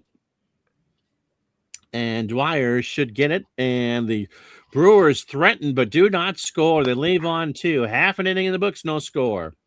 So Don Sutton, 17-9, 249 2/3. He struck out 175. Bunbury leading off at 262, 5 homers and 40 RBI. Sutton looks and deals. Ground ball to first. Cooper. What out? Base hit. No, it's a base hit for Glenn Gulliver, who hit 200. Now, who was the third baseman that year? The third Floyd baseman. Rayford played a little third, and Gulliver. There's an Earl Weaver platoon out there. Yeah. So on that card reading just now, how did that end up being a base hit? Is it if you see a 1B, that just means single? Yeah, he'll say single right on the card. Okay. So it was RF line 1B RF, I guess that's how we know it was a single. I got it. Yeah, that just tells you where it was hit to. Got if it. it's versus a righty, it goes to right field. Got Versus it. a lefty, goes to left field. Got it. All right, here we go. Sutton blows on his hands. The 0-1 infield range check. In the 554. Gulliver swings. Hot liner. Cooper got a good chance of making the play here. He dives, and there we go. He got it. Did they get Bunbury? He runs to first. They double Bunbury. How about that? Wow. So here's Ted Simmons, or here's Ken Singleton, and there's a ground ball right field. And that's a base hit. So why was that through for a base hit? That one was right off the card. Okay. So ground is just okay. I get it. Every time you see a 1B, that's going to be a single. It's just a question if it's a line drive single or I got it. Okay, I got it. Which is nice. So now it's not just a single, but it's also you can visualize. Was it a line drive single? Right. Single? There's different types of singles. That's great. Yeah, there's that's ground great. Singles. Yep. There's line singles. And just like there's different types of doubles. Right. Into the gap, down the line. Yeah, that's always been one of the cool things about. Murray swings, ground ball to Molitor, waits for it. Molitor, easy play in the grass. Long throw to first, and he is out. We're stranding a lot of runners here, a lot of chances. 5 base hits and nobody scored. After 1, no score. So Stormin Gorman, 39 homers, hit 245, drove in 112.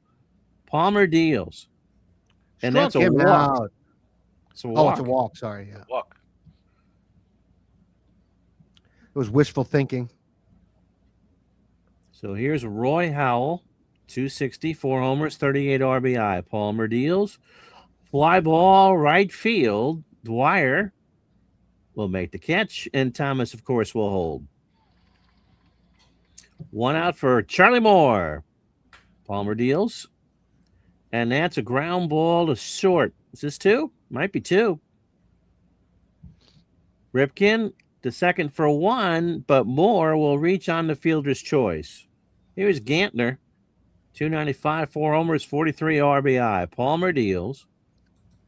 2 out, top the second. And that's a soft ground ball to first. As smooth as the other side of the pillow, and the Brewers go down in the second. They leave on another runner. They've left on 3 after an inning and a half. No score. John Lowenstein, 24 homers at 320. My goodness. Sutton starts the inning with fly ball to the outfield. That'll be not sure for who. Into right, more running. He dives. It's going to be. Did he trap it? Did he trap it? He trapped it. So Lowenstein with a single. Oh, is he going to try for two? No. Oh. He holds up for Dwyer. 304, 6 homers, 15 RBI. Sutton's 1-2. Struck him out. A big out. One away.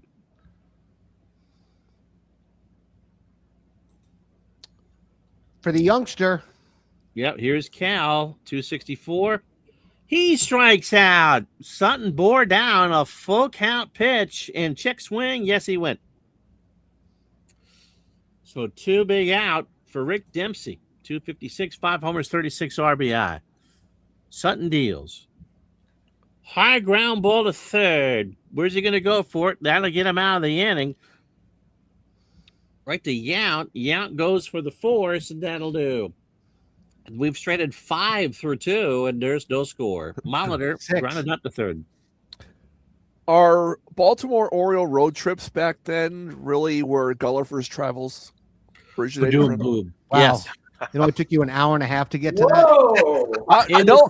I had it. I had that in my pocket for tens of minutes, and I had to find the right time to deliver. Not only does Paul Molitor send trash talk before the game, he triples in his second at bat. He's walking his talk right now. Yeah, that's right. Here is Yount. Runner on third. So if I wanted to, I could bring the infield in. I'm not going to. I'm just checking. Okay, here we go. Palmer deals. Full count pitch. Struck him out. Oh, baby. He needed that. He certainly did, and there is one out. A high fastball. Cooper singled his first time up. Now, what I'm doing now is I'm looking at Ted Simmons' numbers to see if I want to walk him. Or actually, it's Cooper who's up, right? Right. Yeah, I do want to walk Cooper and go for the double play. There's one out, right? Yep. Yep. Intentional walk. So runners on the corners, one out for Simmons, who singled his first time up. Palmer looks. He deals. Oh, that's not good. Oh, that is going to be off the wall in left center. One run is in. What's Cooper going to do? 1-0. Cooper around third. Is he going to try and score? They're going to see Cooper around third. Dwyer's going to run. I have a 32% chance of getting him. That's correct, right? Yep, you do. 32%. Okay. I am going to. Dwyer throws. Here it comes. All right. And he's safe. The intentional walk backfires, and Yes, it's 2-0 Milwaukee. All right. Settle down, Palmer. Ogilvy. 0 for 1 today. Ground ball to second. They only have the shot at the runner at first, and there's 2 out. Simmons moves to third. For Stormin Gorman, who walked his last time up. Right now, Wild Bill Hagee is leading the Orioles fans in a give me an O, give me an R. A bizarre. Oh, uh-oh. And an OMD concert breaks out. Oh, baby. Every time I look around. The ball drops. Lowenstein and Ripken can't make it, and it's 3-0 Milwaukee. Uh-oh. Now, is Lowenstein going to get hurt? The trainers are out there. He's banged up. He's got to come out. Oh, goodness. Right. Now, is And Ripken. The Iron Man stays in the game, Ripken. Ripken, of course, the Iron Man. But Lowenstein's done. Earl has already smoked an entire carton of Chesterfields, and we're only in the third inning. Ripken has the age ability, so he's very hard to get injured. Well, these were the years he didn't miss an inning, let alone a game. Right. So who's coming in to play left field? Benny Ayala. Or Ayala. So it's 3-0 Milwaukee. 2 out here in the third for Howell. Palmer shaken, but not stirred.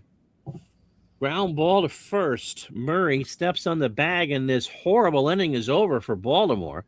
Nightmare. An absolute nightmare. 3 runs for the Brewers. We go to the bottom of the third. 3-0 Milwaukee. Here's Dower with 8 home runs in 82. Sutton's ready. Payoff pitch. Struck him out. Sutton now is fan 3. Dower swung right through it. Here's Bunbury.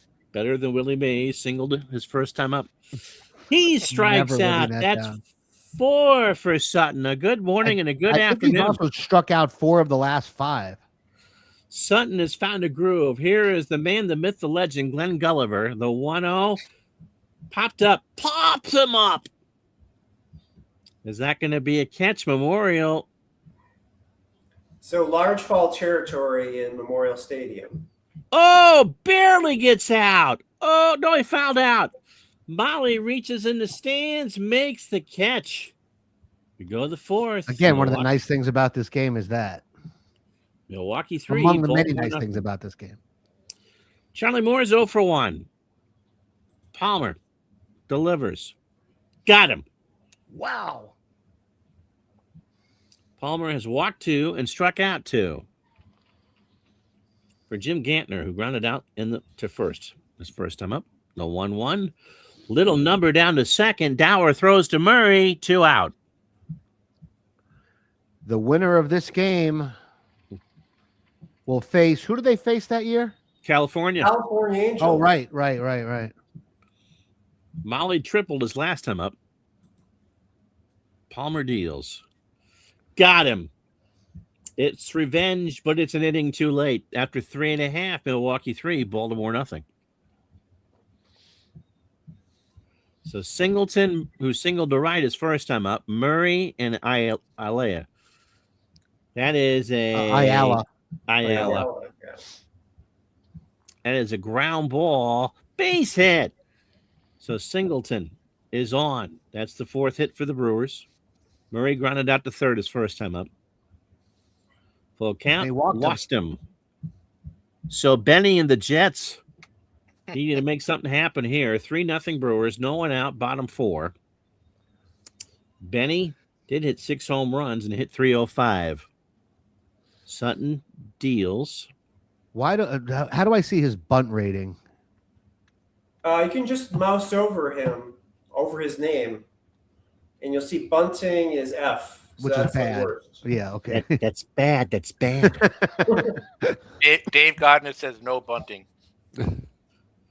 Umpire. So this The could be one- a wild pitch, The 1-0. fastball, ABS. or how the catcher handles pitchers. Uh-oh. 80% chance of being out. Did he frame it? ABS. Ah, basic. Line Basic. drive to center. Singleton scores from second. And the Orioles are on the board. It's 3-1. Dwyer struck out his first time up. Give me an O. H-I-O. Sutton Walked right into blowing that on one. his hands on this cold day in Baltimore. Runners go. Error check. That means left for fielder, right? Ogilvy. Ogilvy Can you- running in, rides the Schwinn. Can he get there? Running in, got it. I don't think you can do your own dice rolls. or Not- input not your own dice solitaire, rolls in no. the game. No. Here's Cal. There we go, John. The 2-0. Air check. I mean, it is fun just seeing the 3 10-sided dice, I have to admit. Round ball to third. Molitor. Now, he can't make an error now after all that trash talk pregame. No error. Infield fly. Molly makes the catch. 2 on. Rick Dempsey grinded into a fielder's choice his first time up. Orioles have a run in here in the fourth. The 1-1. Another one? Another error check. This time it's back to the mound. Sutton Good knocks defensive it down, picks it up, throws. Does he get there? Throws to first. I'm assuming that's an out. Easy pickup over to first, and that'll do. Orioles get on the road. A run on 2 hits, and leave on 2. Everyone's left on 4 through 4. 3-1 Milwaukee. Yeah, 1 for 2 with a double. Palmer deal. Struck him out. That's 4 for Palmer.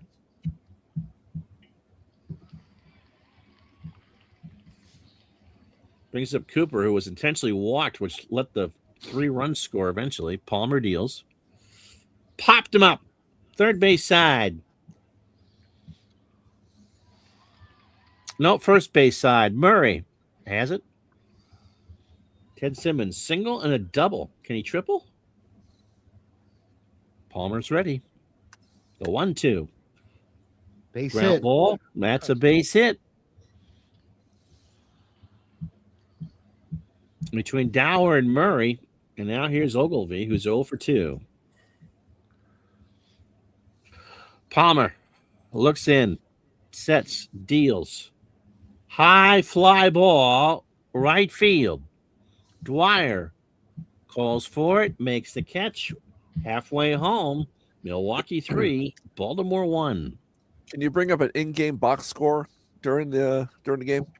Yeah, right here. in the gray section there at the bottom, it says box. You should it's see it gonna now. take you to a web browser. You should be another seeing it. new You should be window. seeing it now. Nope, we're not. No, we're not.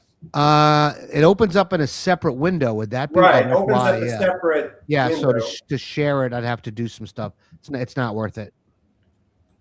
I mean, but the answer to the question, Don, is yes, you can. Okay.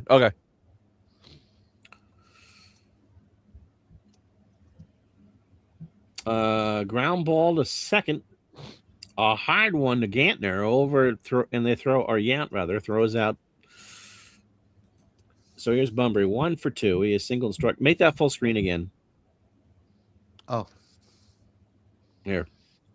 Sutton gets a sign from Simmons.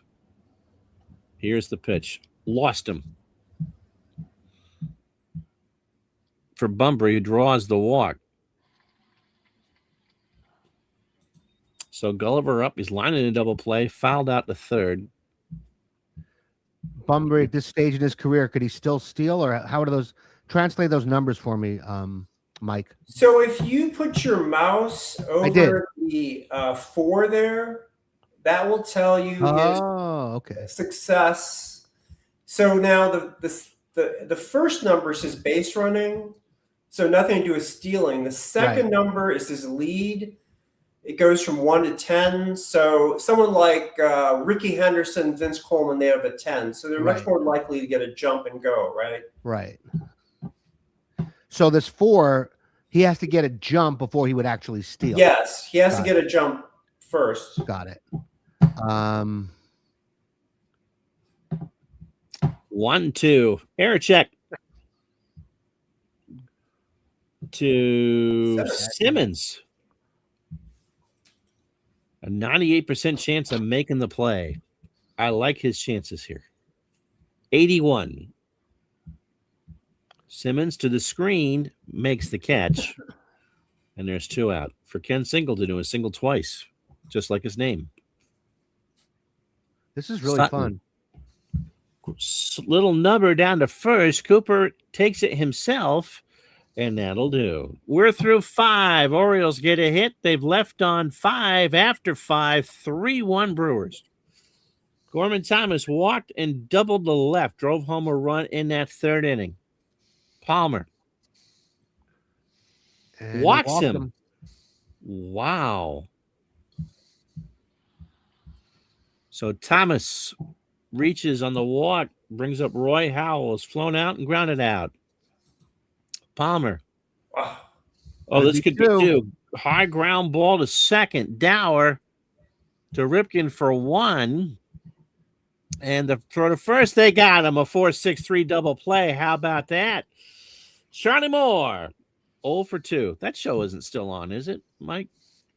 I don't think so. The Mad Fisherman? There is a fisherman show on Nesson, but I'm not sure if it's still Why'd you him. change the screen? Struck him out.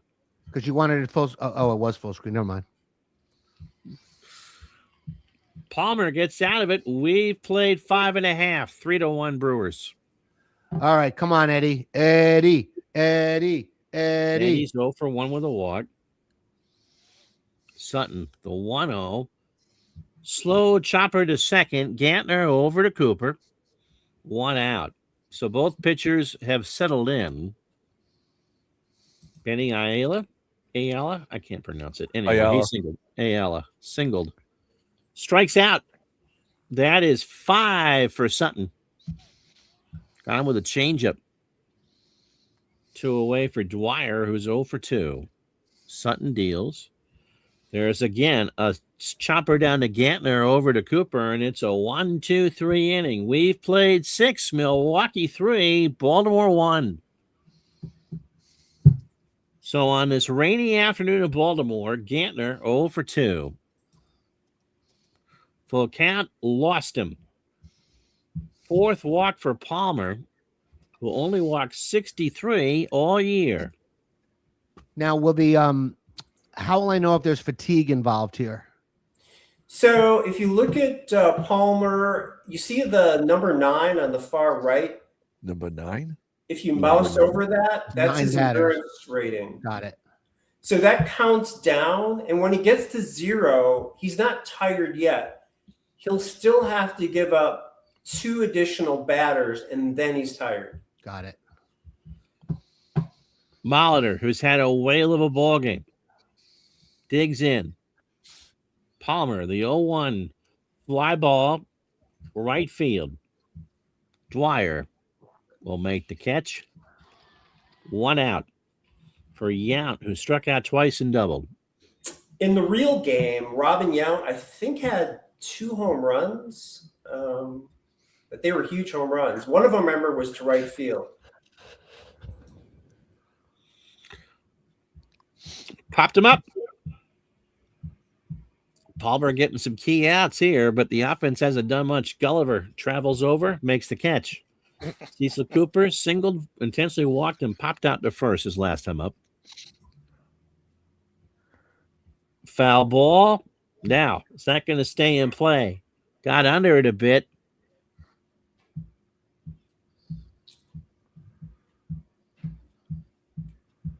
And that should be a foul out. Gulliver again makes the catch. So stretch time, 3-1 Brew Crew. Thank God I'm a country boy. But God, I hate that freaking song. I wish the Orioles would retire it already. Cal Ripken is 0 for 2. Better than Cotton Eye Joe. Where did you come from? Where did you go? Where'd you go, my Cotton Eye Joe? Sutton deals. Here's a base hit. Base hit for Cal. The kid comes through. Thomas picks it up. Here's Dempsey. There's some rally music. Dun, dun, dun. So they're looking to see if they're going to pull Sutton out. Raleigh Fingers didn't pitch in this game because he was hurt. However, I'm sure he's available. Bob McClure and Jim Slayton starting to warm for the Brewers. Oh, that's good to know. So you have to warm guys up. Yeah, you have to get them up 2 batters before they come in. Okay. So it makes you think like an actual major league manager. Right. You have to. Is that a setting you can turn off if you ahead. want to? I'm sorry? Is that a setting you can turn off if you want to? I don't think you can actually turn it off. No. Okay. So I should be thinking here, thinking about the 8th inning, what to do. I should start thinking bullpen as well, right? Yeah. All right, but I have nobody out yet, right? Yeah, no. All right. Nobody out. Dempsey. Full count. Walked him. And now the tying run is on for Rich Dower. So Ripken on second, Dempsey on first. Dower is 0 for 2 today. He has struck out, grounded out to short. And the Orioles have multiple third base coaches, I see. Hey, the Ooh, 1-2. Oh no, it's a Ground double ball to play. second. Is this double play? Gantner, is he going to be able to do it? Yount, Gantner, Oh, Cooper, 2 out. For Al Bunbury. So how do I bring up my bullpen now? You just click the bullpen. It's not button. letting me bring anything up. I guess maybe you have to pitch first. That's why. You guys are going to believe this, but Dennis Martinez is calling me right now. really? Kidding? The Are real you Dennis serious? Martinez. Oh, wow. Hello, Dennis. Can he I come am on? great. come on We're the air? actually playing the 1982 Brewers against the Orioles live crazy. on a podcast, and the Brewers are winning 3-1 in the 7th inning. You can say hello to the audience here. That would be great. That's awesome. Can you hear Dennis? Faintly. Let's see if I can wait. We're gonna put you on speaker. There. Okay, now try it. Hi, Dennis. Hey, We hey, can hear Dennis. you. How are you? Fantastic. I'm about to bring you into relief to relief pitch possibly. So Paul Molitor hit a triple, and I had texted Paul Molitor earlier on this afternoon, and he told me in terms of Mark is being Earl Weaver right now. He said, Yeah, without take the home him run. down. Yeah. In terms of just winning the game. Yeah, he wanted to make sure that the Brewers won that because we're playing game 162 of the 1982 season, the final game. Yes, exactly. So we've got that same exact matchup going on right You now. know, you can talk and hit the pitch button at the same time. You know that, right? There you go. All right, now I'm going to go to my bullpen.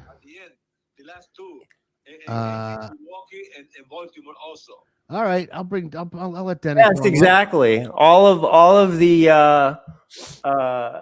I remember the Orioles just dominated the Brewers that year. So I've got Dennis Martinez up and throwing along with his brother Tippy. They're not really brothers. And here we go. Here's the swing. Ron, you still with us? Right. And we were saying before it that So the the Orioles, Orioles had won. Not And that was a 4-game series, and the Orioles had won we those go first to 3 games. the 8th, and Milwaukee up 3-1. Now Sutton's going to stay in the game. So we're going to. Okay, so I'm going to bring in Dennis Martinez. He's coming in. Yeah, we'll have to get together. I'm in Phoenix right now, but we'll have to get together when I get back to Substitution or Florida. bullpen? Bullpen. Sounds good. Thank you for calling in, Dennis. Okay, That's bye. great.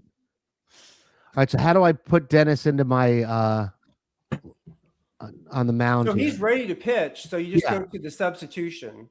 Did he say he was warmed up? Yeah. Yeah. Ready. So did he say he substitution. was on the phone? Did he say he was warmed up, ready to go? Oh no, I didn't ask him if he was Oh, I warmed got it. up. Okay, I understand. So yeah, Yeah, that was a Dennis surprise Martinez. call. I had no idea that Yeah. Dennis Martinez was going to be calling in. There you go. That's fantastic. Where's he living these days? He's told me he's in Atlanta right now, but he lives in South Florida. So Revived his probably won't- career with the Expos. yeah, he was terrific with the Expos, Yeah. right? Yeah, it was through the perfect game.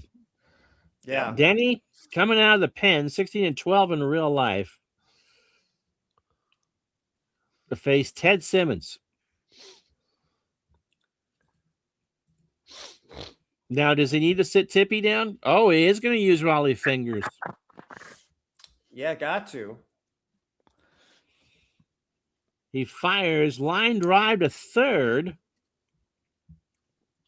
And there's 1 out or second.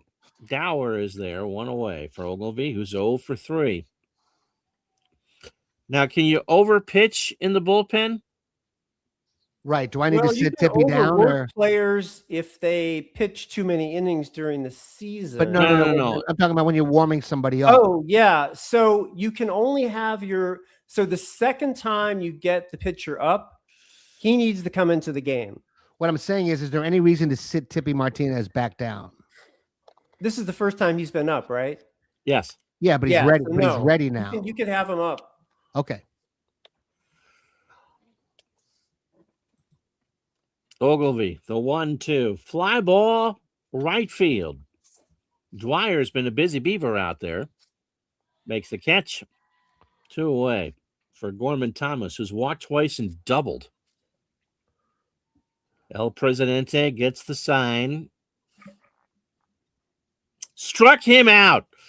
He does the job. I'll have to let Dennis know what a great job he's He had a doing clean here. inning.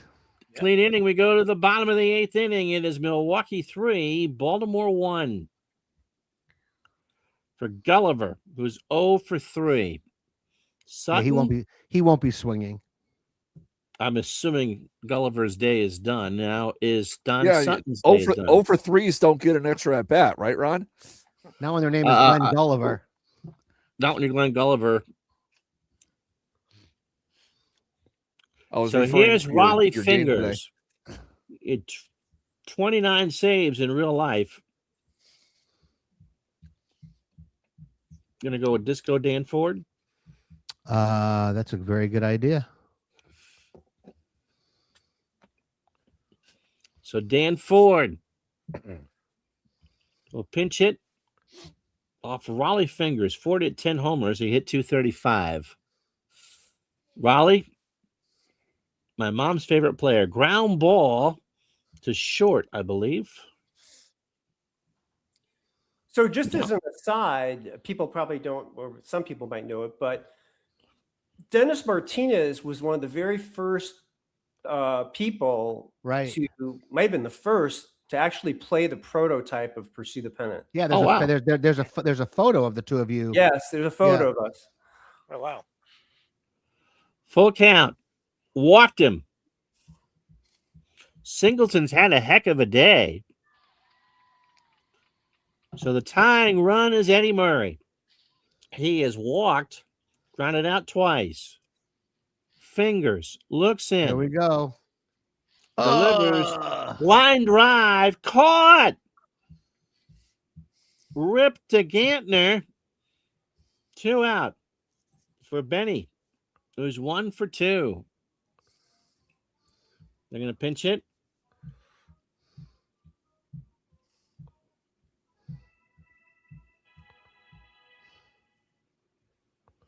I'm going to go with Gary Renicky.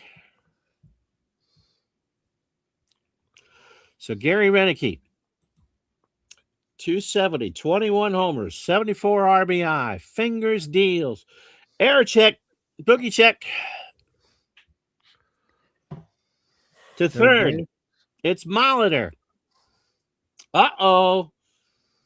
Molly on this slow track has a hard time picking it up, and it is a wild throw. Singleton moves to third, and the go-ahead run, or the tying run, rather, is on second for Jim Dwyer. Ah! Struck him out. Got him. Fingers Huge gets out. out of it. We go to the ninth. Milwaukee 3, Balmer 1. They've left on 8. So Renicky goes to left. Do I have a second baseman? You need a I'm third not baseman. sure.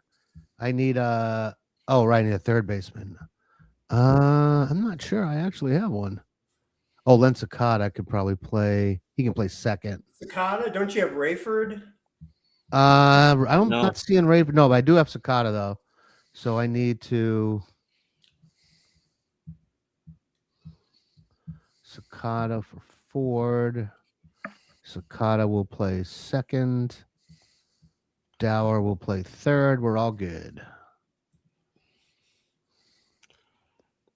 So All Danny right. Martinez gets the second inning. Howell 0 for 3. He's earned it. Oh, yeah, he certainly has. It was a clean 8th.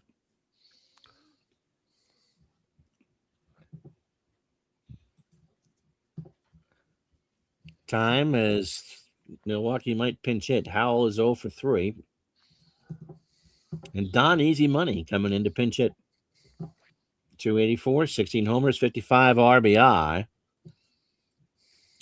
Denny gets a sign. And there's a ground ball to third. So Dower tests are short. Ripken over to Murray, 1 out. For Charlie Moore, who struck out twice, he grounded out. So 4 up, 4 down for Denny. He deals. Check swing. Catcher handling. Oh, Dempsey. Oh, wow. Dempsey's not going to flub that. Wow. It's a pop. Popped him up. Dempsey, 2 out. It'll be Cal, Dempsey, and Dower in the 9th, by the way. Gantner 0 for 2. Martinez, 5 up, 5 down. Delivers.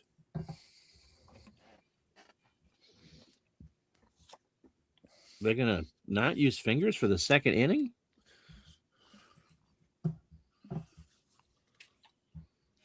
Well, it'd be good to have somebody prepared. Yeah, that's right. You got to have somebody up.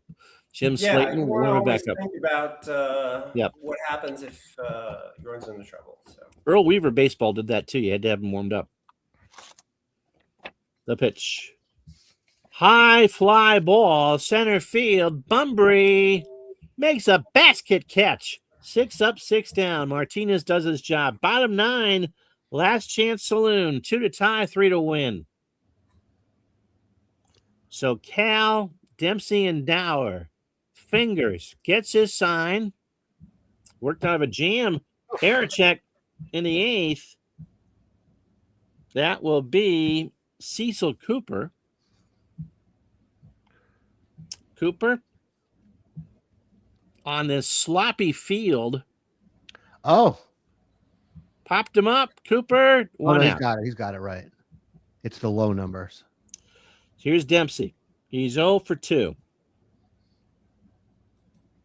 Fingers. Looks in. Struck him out. Last chance saloon. Now, do you take the chance or do you go? Dun. I don't have any Dower is pinch hitters 0 left, for so it's going to be 3. Dower. It's going to have to be. Yeah. Earl Weaver might be lighting up a cigarette in the dugout here. This could be his last game. Yep. Oh, that's right. Raleigh looks in. And there it is. The Ground Brewers are ball up the moving on middle. to the ALCS. The Brewers have won the American League East. Can't say I didn't have chances. No, you Yeah, straight we 8. both did. Yeah. Ow. Good game, though. That Good was a game, good game. Mark. Really, it could have gone either way. That was a lot of fun. Plays there. All right, let me bring us back here. So there you go. Put us back up.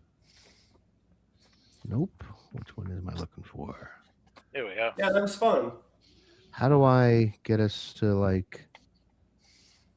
The third There one. we go. Oh, there we go. Mike, that was a lot of fun. The unexpected call from Dennis Martinez. I wasn't expecting Dennis to call in the middle of the game. That was great. cool. That was really cool. World's Worst Gamer says, "The Rolly ever do a KFC commercial? Fingers looking good." Oh, He was my mom's favorite player. yeah, you said that because of the mustache. Yeah, the mustache. Yeah. Well, when she was newly married, was there a run in the mid 70s? All those World Series. Yeah. Well, thanks again, Mike. I think everybody should buy this game if they want it. How do they get it? For the board game and even for the online version, you can just go to our new store at pursuethepennant.com. There's a link that will take you to the online store for a free month, or I'm sorry, the online site for a free month. It's a full version. It's not like a trial or anything, and you can try it out. So great way to try out the game, and there's no risk. If you want to continue, you just do nothing. And if you don't want to continue, you just cancel. It's easy to cancel. And I mean, I think people saw that just in that game that we just played, it does everything well, and it does everything you would want a game to do, and it was very easy to connect. No bugs. I mentioned earlier, for me, I would like to have the option of rolling dice in solitaire mode, or if I was doing my own season replay. But I do understand why that doesn't work for draft leagues. But I mean, yeah, it's a great game. You guys have any thoughts or last comments? It was a lot of fun. Yeah, Yeah, a it was great a good game. Very good. Before we say goodbye to Mike, just want to remind everybody that next week or the week after, we're going to have Jim Trunzo, Looking forward to the that. creator of Title Bout, joining us, and we'll do some Title Bout boxing.